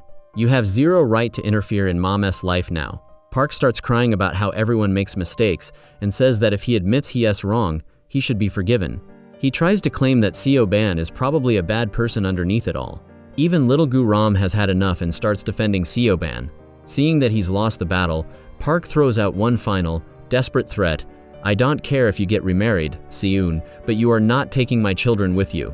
Hyung-ji finally hits her breaking point and claps back at her dad, telling him that she and her brother are old enough to decide their own lives. She demands that he stop making their mother suffer, and just like that, Park is kicked out of the house for good. Meanwhile, the two brothers are having a heart-to-heart. Seo-ban is absolutely floored when he finds out that Dong-ma dumped Ga-bin specifically for Pai-young. He knows their father is going to be beyond furious dealing with two rebellious sons at once. Seo-ban is actually worried that Dong-ma is just having fun and might flake out, but Dong-ma gets serious, telling his brother that Pi-young is his absolute destiny. The next day, Seon goes to try on her wedding dress. Afterward, she meets up with Seo-ban, who drops the bombshell that Pi-young is about to become her sister-in-law. Seon is stunned. She literally can't believe the coincidence. Later that night, the three ladies gather for their usual tea-spilling session. The second Seon walks in, she asks Pai-young, "Are we really becoming sisters-in-law?" When the realization hits Ryung that Pai-young is marrying Dong-ma, she is seething. She feels like all her hard work was a total waste of time and that Pai-young basically snatched her target. She's chugging water just to keep from exploding and starts interrogating them. "How did you meet? Does his father know?" Seon tells her that Chairman So has already accepted her, and it's only a matter of time before he accepts Pai-young too. Ryung is speechless and goes home to mope, wondering why a beauty like her is so unlucky while her two friends landed both billionaire brothers. Back at home, Pai-young sits Ga down to tell her about the new relationship. She explains they want to get married as soon as possible but says she'll respect Ga's opinion. Ga is not happy. She tells her mom she forbids the marriage, throws the teddy bear Dong-ma gave her across the room, and slams her door. Pai-young follows her in and starts explaining who Dong-ma is, that he's Seo-ban's brother. He's a good man, and he's never been married. Seo-ban even goes to see Pai-young to voice his concerns. He knows his brother's flighty nature, and is terrified that if Dong-ma dumps her later, it'll destroy Ga. This gives Pai-young pause, and she realizes she might need more time, but then, a breakthrough. After Pai-young makes some fried steak for her daughter, Gia suddenly has a change of heart and agrees to meet Dong-ma. Pai-young is over the moon. Now, let's check in with Chairman Seo. He calls Seo-ban and complains that while he doesn't care about the kids, a 50-year-old woman isn't exactly the ideal age to be having babies. He asks Seo-ban if he really doesn't want a child of his own, but Seo-ban is firm he doesn't care. Seeing his son won't budge, the chairman finally goes to meet Seon and her kids. When he first sees Seon, he secretly thinks to himself that she looks much older than his son. Ouch. But once he starts talking to the kids, they totally charm him. He actually cracks a rare smile and starts to accept this new family. While that is going well, Pai-young takes Ga to visit Dong-ma's luxury villa. Dong-ma is out there personally grilling BBQ for them in the freezing cold wind. Seeing him work so hard in the cold actually touches Ga's heart. She even goes outside to tell him to come in and eat. Later she watches him make spicy rice cakes, tteokbokki for them, and it looks like she's finally accepted him as her new stepdad. But here is where things get truly insane. Ryung brings a fruit basket to visit her former in-laws and the baby. She's terrified to go into the nursery after seeing the ghost last time, but she tells herself she was just hallucinating. She tucks the baby in, and everything seems fine until she turns around. She is standing face to face with the spirit of Song-won. In a split second, Song-won's ghost lunges and possesses Ryung's body. Suddenly, Ryung starts looking at the baby with pure, motherly love. Just then, Seo-hyun walks in. The ghost uses her powers to make Seo-hyun see Ryung as Song-won. Instantly, his cold, depressed face disappears, and he's beaming with joy. The new Ryung, who is now much more gentle and soft-spoken, responds to him with a sweet smile. They suddenly laughing and chatting like a happy couple, even planning to go exercise together. While Seo-hyun goes to change, the possessed Ryung talks to her mother-in-law in a totally different, kind tone and even offers to stay over to eat spicy beef soup. Mrs. Pan is completely baffled. She cannot figure out why Ryung has suddenly done a 180 and become the world's sweetest person. While they having dinner, the new Ryung talks about the baby with so much love.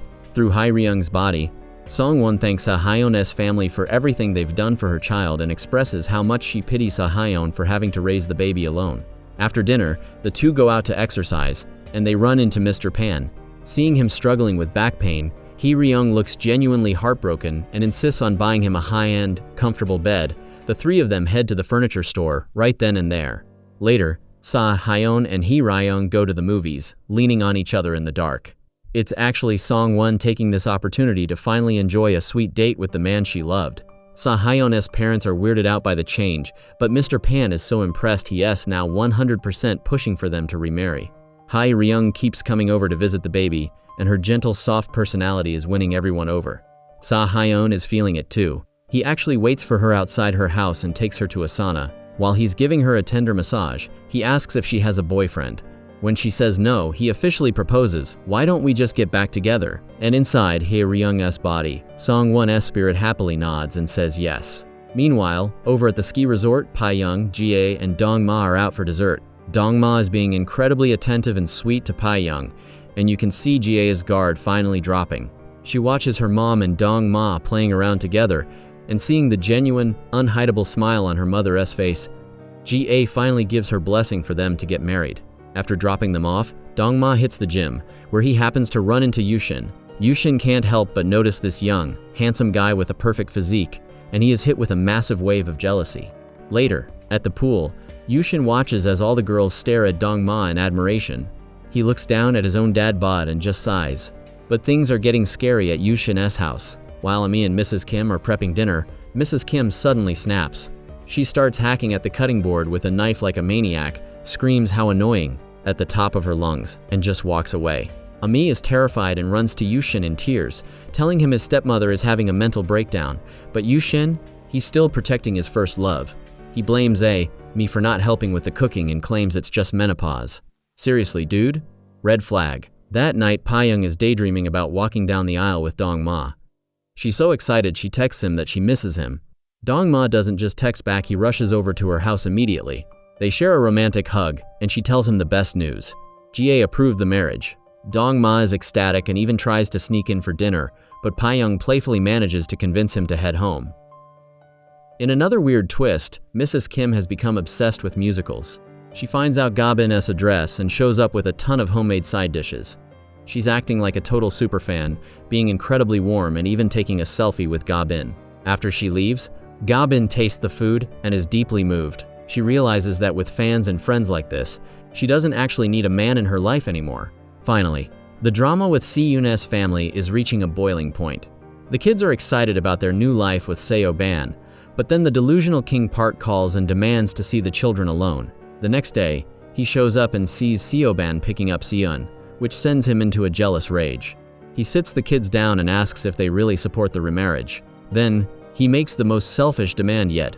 He says, "I want to oppose the marriage, but you two have to come live with me." He arrogantly claims that a guy like Seo-ban, a billionaire bachelor, would never want to live with someone else's children.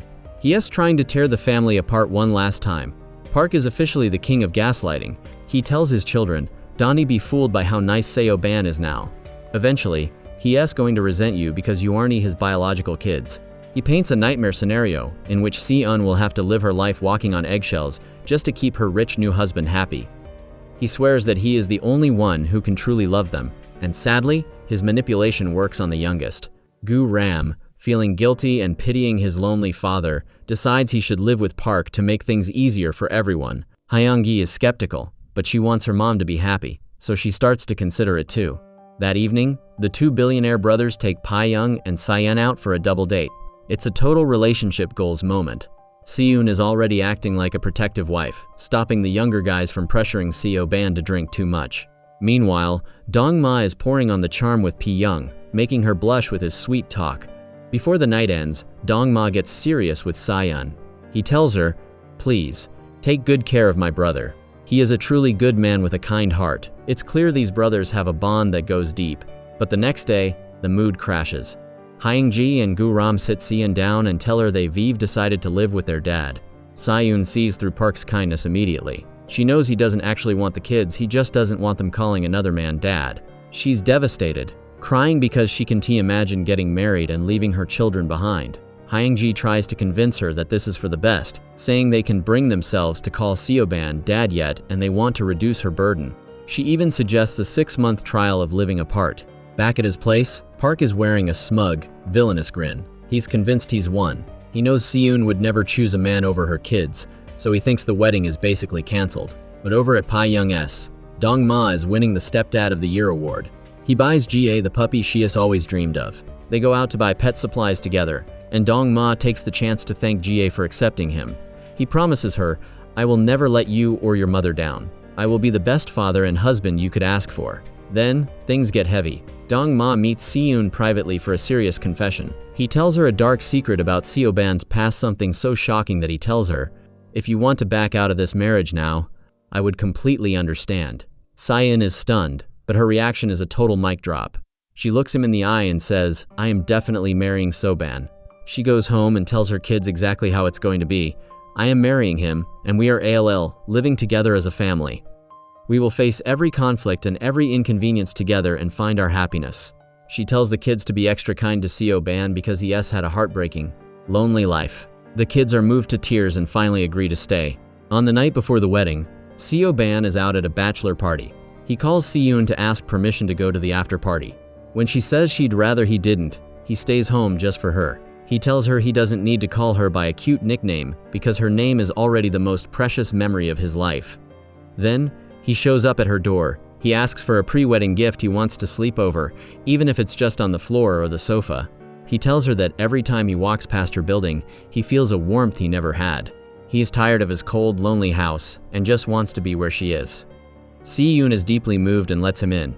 But the peace doesn't last long. Chairman Seo, the brother's powerful father, just found out that his youngest son, Dongma, has booked a wedding hall at a luxury hotel. He's absolutely fuming and summons Dongma to the house immediately. Chairman Seo is sitting there, totally convinced that his youngest son, Dongma, is marrying some beautiful 5-year-old socialite. He's already planning for the couple to move in with him and wants to meet this mystery girl for dinner. But Dongma drops the ultimate truth bomb. She's older, she's a divorcee, and she's already a mother. The chairman's face goes from proud to pitch black in 3 seconds. He flat out forbids marriage, but Dongma doesn't flinch. He gives his dad a reality check, saying, life doesn't always go your way, Dad. You have to accept it. Then, he hits where it hurts the most, bringing up the chairman's own past affair. He tells his father, you weren't perfect either. Look what you did to Seoban's mother. The chairman is fuming, trying to claim Dongma as being disrespectful to his own mother, but Dongma claps back saying he did his duty as a good son before he turned 10 and gave them enough joy already. He's done being controlled. While that battle is raging at the mansion, Seoban is finally getting the family warmth he's craved his whole life. He's spending the night at Siyun's place, arriving with a bag full of snacks. They all sitting around, laughing and chatting like a real family. The kids already see him as their new dad, and Siyun even tucks him in as he sleeps in the study. It's the most wholesome thing you've ever seen. Meanwhile, let's talk about the new Hyeryung. Remember, she's still possessed by the ghost of Songwon. She and Sahyun are walking and laughing, discussing how to raise the baby and even planning their second wedding. They look like the happiest couple on earth.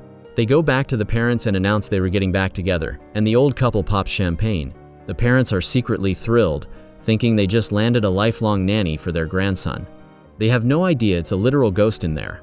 The next day, Chairman Seo tries one last play. He threatens to disinherit Dongma and give his entire fortune to charity.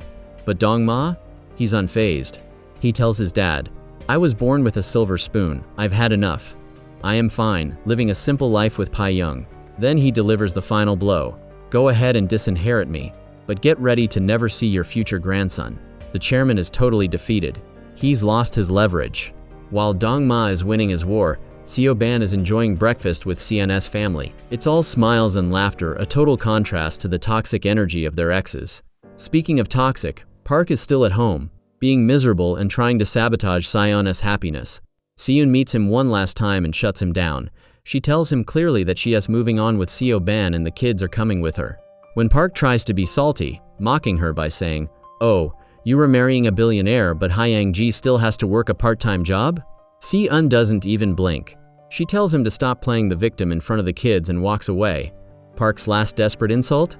You just can't get enough of that money, can you? Siyun doesn't even look back.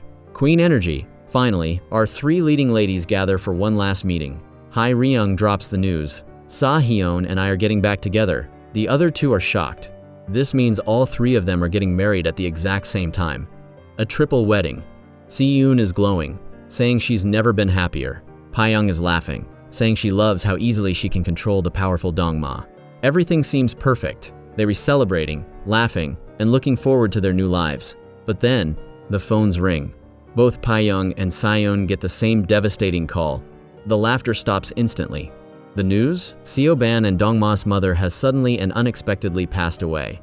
Amy is officially done with Mrs. Kim's fake sweet routine. She goes to check on her, but Mrs. Kim completely ignores her, at least until Yushin walks in with some herbal medicine. Then, suddenly, she's all smiles and sunshine. Amy is so annoyed that she runs to Gabin to vent. When they hear that Seo-hyun is actually remarrying Hae-ryung, they both feel sick for the sake of their late friend, Song-won. Then, Gabin gets a call from Hae-ryung herself. She wants Gabin to sing at the wedding. Ami is furious and tells her friend to reject the offer. But Gabin decides to do it. She's doing it for Song-won's baby, hoping that if she's kind to Hae-ryung will treat the child better. The wedding of Hae-ryung and Seo-hyun goes off as planned. As Gabin performs on stage, she can almost see Song-won standing there. And guys, she's right. Song-won's ghost is actually there, watching Seo-hyun and her baby with a face full of love and eyes full of tears. It is absolutely heartbreaking. Meanwhile, Park, the king of delusional exes, starts taking golf lessons to distract himself. And guess who he runs into? Mrs. Kim. They recognize each other from the whole Seon and Pae-young drama. Park helps her with her golf bag and walks her to her car, so she invites him to dinner as a thank you. After a few drinks, Park starts spilling his guts about how miserable he is now that his wife is remarrying and his kids are leaving him. Mrs. Kim is secretly loving the gossip and asks about Si-eun's new man. Park, being a total liar, mocks Seo-ban, calling him just some rich old guy. Mrs. Kim is so entertained that she tells Park to call her sister, and he calls her sister back. They basically a new shady duo. Before they leave, she tells him to call her whenever he's lonely. This can't be good. Over at the Seo mansion, Dong-ma is comforting his father after the funeral. Chairman Seo tells him he needs to wait until the 49-day mourning period is over before he can marry Pae-young. Dong-ma agrees. The next day, he brings Pae-young home to meet the chairman. The chairman has totally softened up. He's actually quite nice to her. Pae-young even brings some homemade ice cream with all natural ingredients to cheer him up, and it works. He's so impressed he asks her to stay for dinner and tells Dong-ma to call Seo-ban and Seon over, too. Ami finds out that Pae-young is meeting the in-laws and is shocked at how fast she is moving. She rushes to tell Yushin the good news, thinking that if Pae-young remarries, Yushin won't have to feel guilty anymore. Before the big family dinner, Chairman Seo tells Dong-ma that Pae-young seems like a dignified, kind woman and advises his son to actually listen to his wife for once. When Seo-ban and Seon arrive, the chairman drops a bombshell. He wants both couples and all the kids to move into the mansion and live with him. Pae-young and Seon agree. But Seo-ban is visibly hesitant and just lets out a heavy sigh. But here is where the story gets truly creepy. A fortune teller is walking down the street and sees Seo-hyun's mother. The psychic is horrified because she sees a ghost child following the woman home.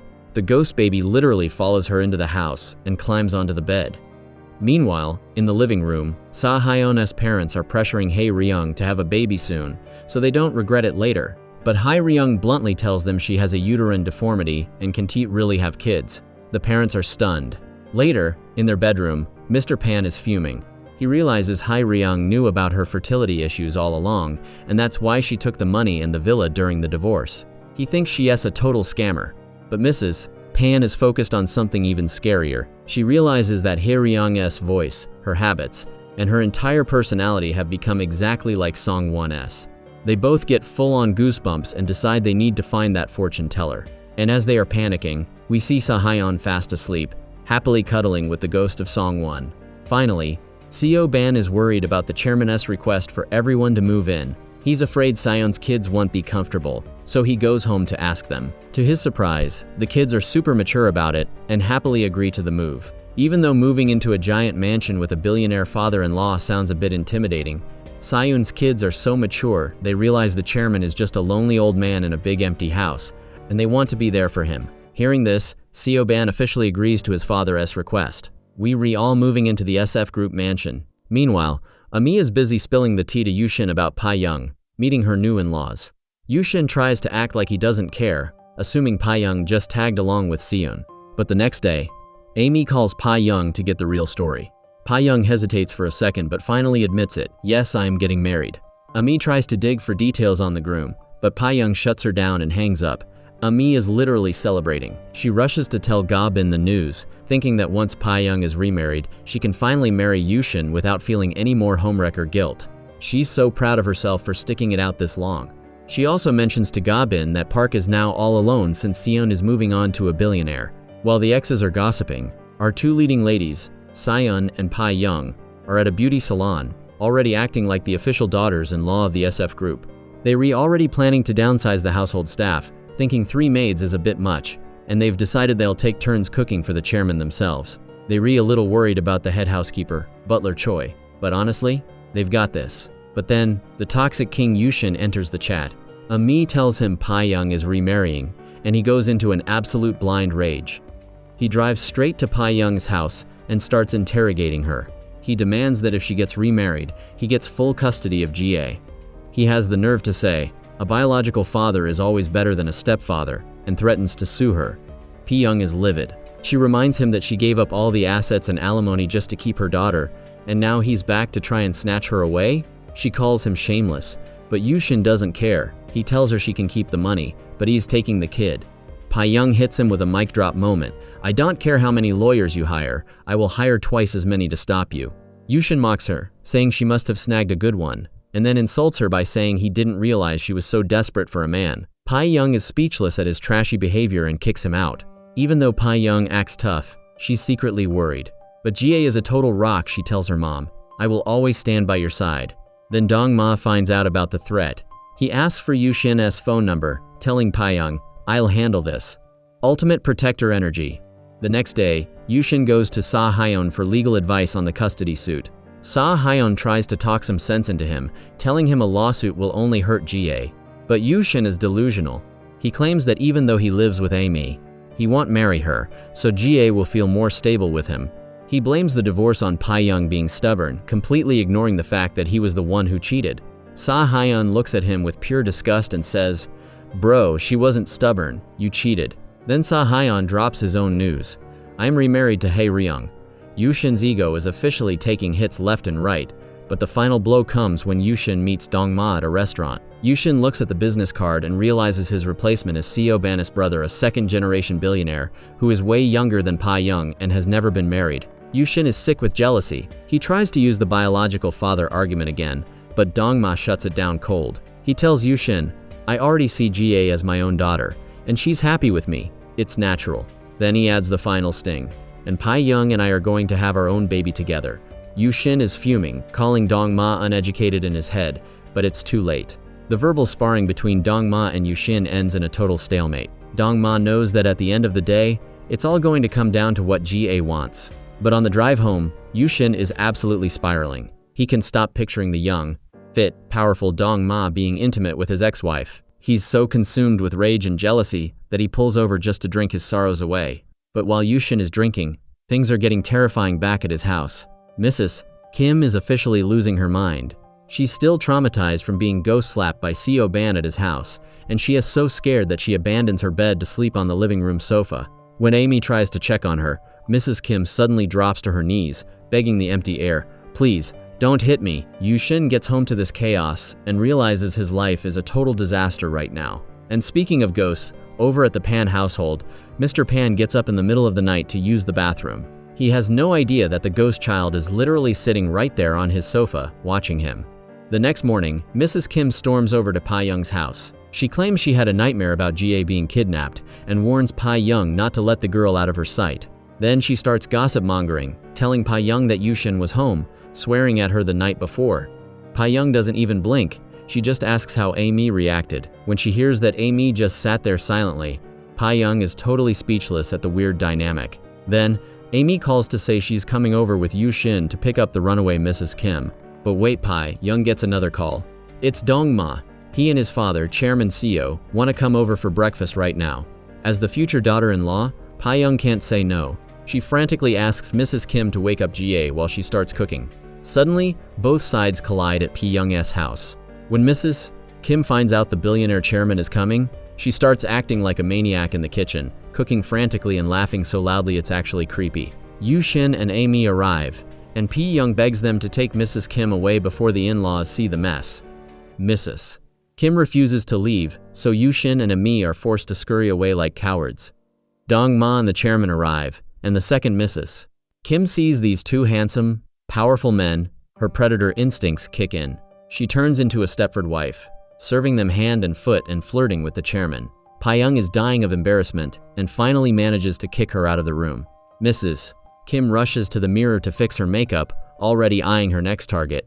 But then she freezes, wondering if her dead husband's ghost is still in the room watching her. After breakfast, as Pai-young is seeing the men out, Mrs. Kim lunges out of the house to invite them back and tries to follow them to the elevator until Pai-young physically stops her. Later, Pai-young tells Yushin and Amy that Mrs. Kim seemed overly excited around the men, which makes Yushin feel even more pathetic. But the fun ends there. Mrs. Kim starts acting truly bizarre, clapping her hands and singing hymns like a patient in a psych ward. Yushin, Pai-young, and Ami finally realize this is a medical emergency and take her to the hospital. The diagnosis? Mrs. Kim has suffered a total mental and neurological breakdown. The days follow with Amy trying to take care of her, but Mrs. Kim is pure evil now. She throws the porridge Amy made on the floor, and then sits Amy down for a chilling confession. She admits that she killed her husband, Grandpa Sin. She tells Amy her secret recipe for murder. She spent years feeding him high-starch foods specifically to spike his blood sugar and blood pressure until his heart couldn't take it anymore. As she describes the agonizing way he died, she starts laughing manically, leaving Ami shaking with pure terror. Mr. Pan is officially playing detective. He uses a traditional divining method with cotton swabs, and the results are in. Hai-ryung is definitely possessed. He rushes to tell his wife, and once they look at Hai-ryung's bizarre behavior lately, they are both convinced. They start worrying that this ghost is going to suck the life force out of their grandson. So Mr. Pan calls an old friend who is a monk. The monk shows up at the house pretending to be a feng shui master. One look at Hai-ryung and the guy is visibly shaken. He confirms she's possessed but says the spirit isn't malicious. Mr. Pan is almost ready to let it slide honestly. He likes Ghost Song 1 way better than the real Hai-ryung anyway, but the master warns him. Spirits can change. If the ghost starts feeling mistreated, it'll try to take full control and bring nothing but bad luck to your family. And as they were talking about this, the ghost of Song 1 is literally in the nursery, tenderly breastfeeding the baby. Talk about creepy! Later, our favorite losers Club Park and Yushin meet at a bar. It's the night before Si-yoon's wedding, and Park is miserable with no one to talk to. Yushin just rubs salt in the wound, telling Park that Si-yoon and Pai-young are officially becoming sisters-in-law. Our ex-wives are marrying two brothers, he says, and both guys are tall, rich, handsome, and have never even been married. Park loses it. He thinks the brothers are mentally ill. There are so many young girls in the world. Why would they want two old divorcees? He admits Pai-young has some charm, but he calls his own ex-wife old and boring, wondering how she could possibly attract a guy like Seo-ban. They raise their glasses to their shared misery. The next day, Sion's dream finally comes true.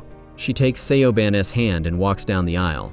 As they trade vows, she flashes back through all the happy moments that led them here. Seo-ban looks at her with a level of happiness he can't even describe.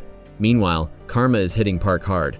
He's out trying to play soccer but trips and falls flat on his face. He's lying there on the ground, bitter and fuming about his wife marrying another man. Back at the mansion, the catty butler Choi is scoffing, saying she can wait to see how this old bride looks. But the drama doesn't stop. A week later, it's almost time for Pai-young's wedding. Yushin shows up to see her, pretending to be the good guy. He wishes her luck, but then has the audacity to demand that Jie come live with him. He tries to gaslight her, saying his affair was just like making a new friend, and that he never intended to divorce her. But Jie hears it all and goes off. She tells him she saw him and Amy together at the bookstore, and that she will never forget that image. She tells him she felt humiliated in front of her friends, and that she and her mom have finally gotten their lives back on track. You abandoned us, she says. It's too late to save anything. Hearing his daughter be so cold, Yushin starts sobbing like a baby. He realizes he's lost her for good and leaves in total despair. Finally, Seo-ban and Si-yoon arrive at their hotel for their wedding night. It is pure sweetness. Si-yoon prepares pajamas for him, and Seo-ban is so clingy he just wants to cuddle. He lays his head on her lap and asks her to clean his ears, the ultimate sign of intimacy, eventually falling asleep like a peaceful child. Si-yoon just strokes his hair, overwhelmed with love. In total contrast, Park is home alone with his injured leg, chugging a bottle of soju and feeling like a total failure. The kids, Hyang-ji and Gu-ram, could be happier for their mom. They go over to the Seo mansion for a family dinner. Chairman Seo and Dong-ma treat them with so much warmth and care that they finally feel like they have a real family again. During dinner, Dong-ma accidentally hits redial on Ga-bin's number. He quickly texts an apology, and Ga-bin actually calls him back. Dong-ma tells her he's getting married soon and that he's never been happier. After they hang up, Ga-bin is sitting there drinking her sorrows away when her phone rings again. It's Chairman Seo. He tells her he wants to meet. Over at Seo Hyun's place, The parents are having a secret meeting. They re-debating how to finally evict Song-won's spirit. They feel like her wish has been fulfilled. She got to be married to Seo-hyun and spent time with the baby, and it is time for her to move on. Mr. Pan even suggests that maybe she should reincarnate as a little sister for the baby. But then, they catch a glimpse of Hee-ryung tenderly washing Seo-hyun's feet, and in their eyes, they don't see Hee-ryung.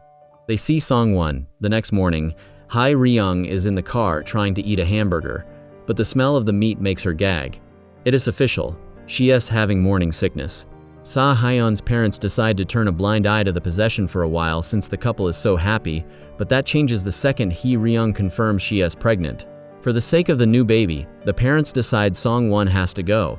They bring in a monk under the excuse of praying for the pregnancy.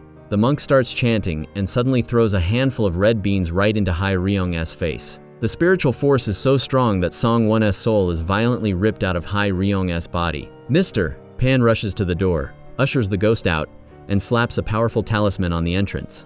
Song-won is left outside in the cold, crying her heart out because she is now banned from ever seeing her child again. Meanwhile, Yushin's house is a total red flag zone. Ami tells Yushin about Mrs. Kim's confession, but he refuses to believe a word of it. He makes every excuse in the book, claiming Mrs. Kim is just mentally ill and talking nonsense.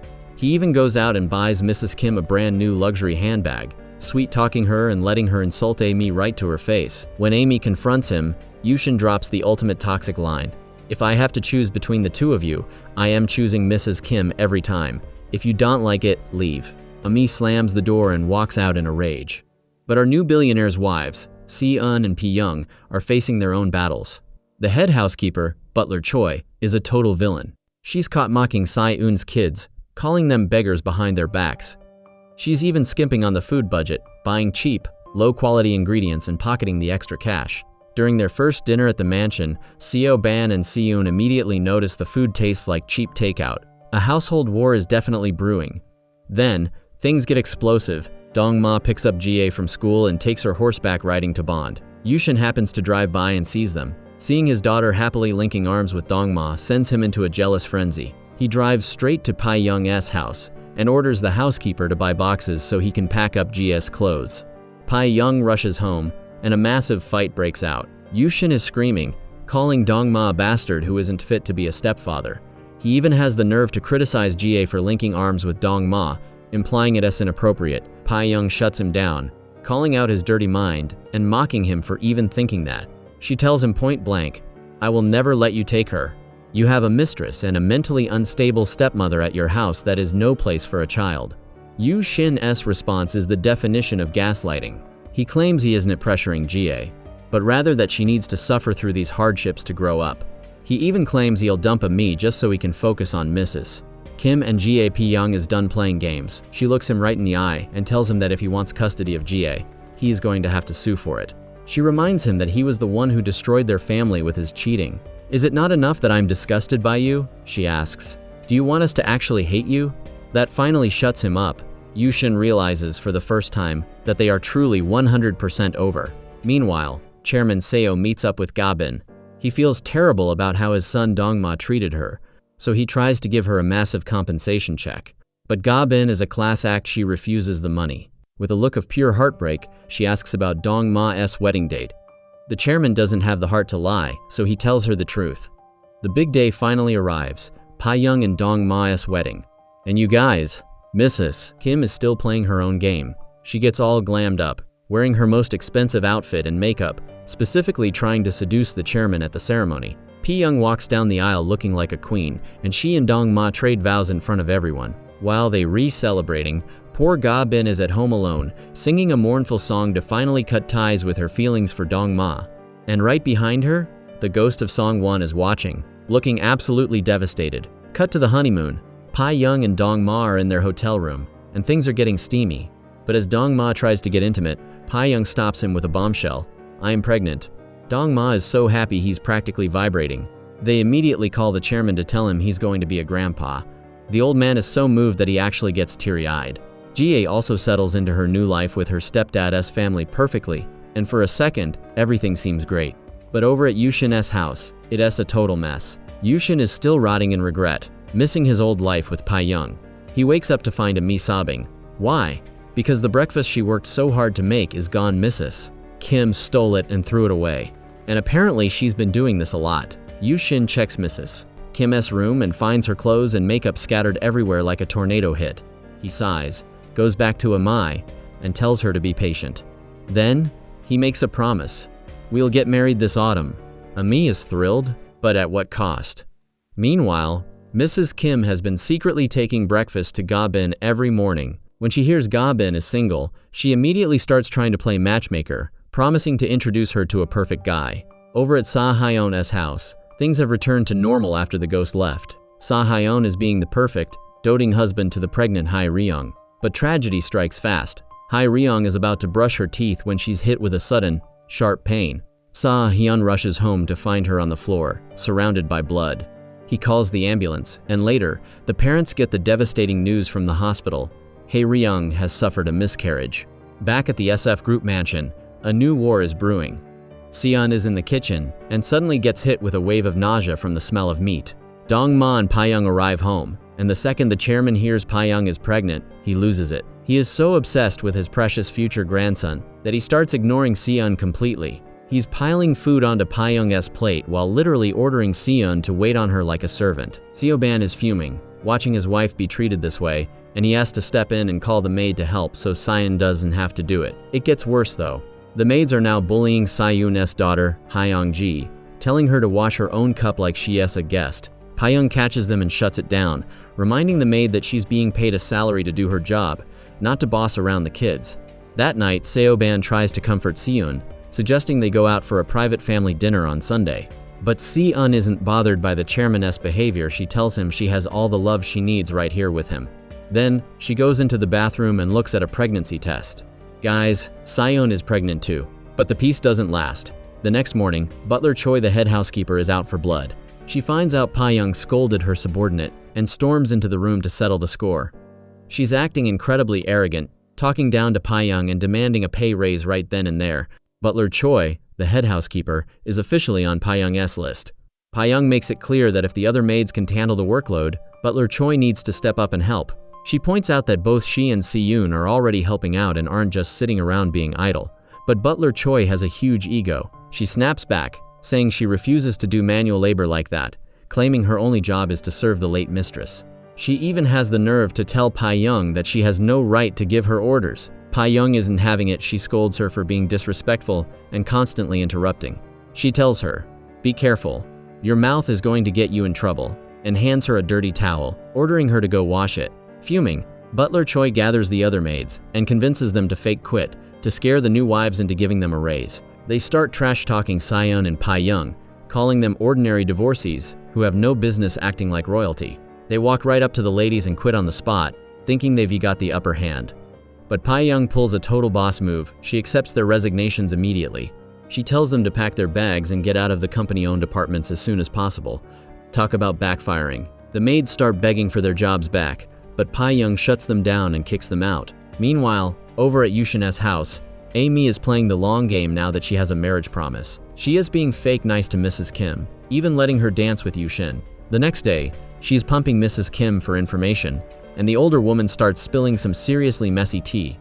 Mrs. Kim admits that back in the day, she used to hide things from her husband and sneak out to meet handsome young dance teachers.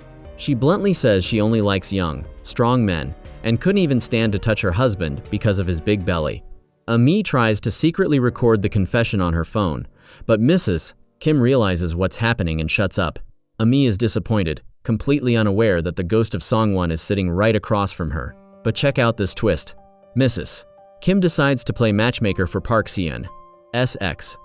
She tells him she found a young, beautiful woman who's never been married for him to meet. Park is all in. He wants to remarry specifically to get revenge on Seon and his kids. Mrs. Kim then calls Ga-bin and sets up the other side of the date. Songwon's ghost is lying right next to her, eavesdropping on the whole plan. The next day, Mrs. Kim is back to her crazy self, screaming at Amy that her noodles are poison and she's trying to kill her. But Songwon's ghost? She doesn't care about the drama. She just starts happily eating the noodles herself. That night, Park shows up at the hotel for his blind date and finds Ga-bin sitting across from him. The awkwardness is off the charts. They realize they were set up with each other, and Park finds out that Ga-bin and Dong-ma are officially over. Finally, let's check in on the disaster that is Seo-hyun and Hae-ryung. Seo-hyun buys her a new luxury bag, but she just tosses it aside. She tells him point blank, "You can give me what I really want." Seo-hyun is exhausted and tells her she's making him miserable. That's all it takes for a massive explosion. They start screaming at each other, and Seo-hyun yells that the miscarriage wasn't his fault, it was his baby too, and he's hurting. When Seo-hyun loses his temper and throws his tie against the wall, Hae-ryung snaps. She lunges forward, slaps him across the face, and starts packing her bags to leave. The parents are outside the door hearing the whole thing. Mr. Pan tries to stop her from leaving, giving Seo-hyun the old man advice, never fight with a woman. Even if you re-right, you re-wrong. But as they re-arguing, they look over and find Hae-ryung has fainted right there on the sofa. They rush her to the hospital just in time, and luckily, she's okay for now. Seo-hyun's parents are feeling massive regret. They looking at each other thinking, if we'd known things would get this bad, we never would have kicked Song-won's ghost out. Meanwhile, our two newlywed couples head out for a game of golf. Pae-young gets an incredible lucky shot, and everyone is cheering. But then, out of nowhere, a dog runs straight toward her. When Dong-ma and Seo-ban go to retrieve the ball from the hole, they find a massive python lurking inside. Suddenly, Seo-ban wakes up. It was all a dream. The next morning, Chairman Seo listens to the dream and tells Seo-ban he should sell that dream to Dong-ma, since Dong-ma was the one who hit the ball. After breakfast, the chairman pulls Pae-young aside and tells her that Seo-ban's dream was actually a thai-mung, a prophetic pregnancy dream. Pae-young is thrilled, but Seo-ban sees his father giving Pae-young a mysterious gift and feels a wave of sadness, thinking his wife, Seon, is being left out. He goes for a walk to clear his head, and get this, he runs into the ghost of Song-won. She hitches a ride on his car and follows him home, but as they pull up to the mansion, Seo-ban sees something terrifying. Two Grim Reapers are standing right at the front door. Over at Yu-shin's house, the horror is of a different kind. Yu-shin and Amy try to take Mrs. Kim to the movies, but she refuses, screaming that she's afraid she'll die just like Grandpa Sin did in that theater. Then, she starts graphically describing how she sat there and watched him die without helping, laughing manically about the look of rage on his face. Yu-shin hears every single word. Seo-ban finally confronts his father, telling him he's moving out because he can't stand seeing Seon treated like a second-class citizen. The chairman is forced to reveal the truth. Pae-young is pregnant, and the gift he gave her was actually a precious gemstone ring that belonged to Dong-ma's late biological mother. Hearing this, Seo-ban calms down and decides to stay. But those Grim Reapers? They aren't there for the ghost. They reveal a chilling secret. Someone in this house is going to die within the next month. But who it is? That's a secret. Yu-shin finally has to face the truth. His first love stepmother killed his father. Ami begs him to do something, even threatening to leave. But Yu-shin is in a daze. He finally goes to the living room to confront Mrs. Kim one last time. Now completely unhinged, she openly admits to the murder. Yu-shin makes the hardest choice of his life. He calls the hospital staff and has Mrs. Kim forcibly dragged away to a mental asylum. As they pull her away, she is screaming and cursing, but Yu-shin just ignores her. In the middle of the night, Pae-young gets a massive craving for handmade noodles. Being the doting husband, Dong-ma jumps out of bed to make them. But there's no rolling pin in the house. He gets creative and borrows his dad's wooden foot massager stick from his bedroom, accidentally waking the chairman up. The chairman ends up helping him, and the three of them share a sweet, late-night noodle session. The next morning, Seon finds the flower-covered foot massager and asks Pae-young what is going on. Pae-young finally confesses she's pregnant, saying she was too shy to say anything since they just got married. Seon is so happy for her, but then she drops her own bombshell. I'm pregnant too. They share a beautiful moment, praying for their babies to be safe. A week later, Seon goes to the clinic for her official checkup. After getting the results, she sits in her car and just sobs with relief and joy. She calls Seo-ban and asks him to take her to a fancy Italian dinner. During the meal, she asks him, "Have you ever thought about having a child of our own?" Seo-ban tells her that while the thought crossed his mind, he's perfectly content with her 2 kids and doesn't want to ask for anything more. That is, when Seon tells him, "I'm pregnant. I just came from the doctor."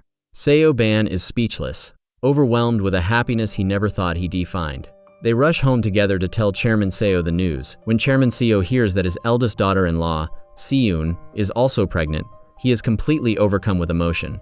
His eyes well up with tears. He truly can believe his luck. He repeatedly tells Seo-ban to cherish and take care of her. Even Hyungi and Gu Ram are genuinely thrilled for their mom and Seo-ban. The entire family gathers to toast with wine, celebrating the two miracle babies on the way.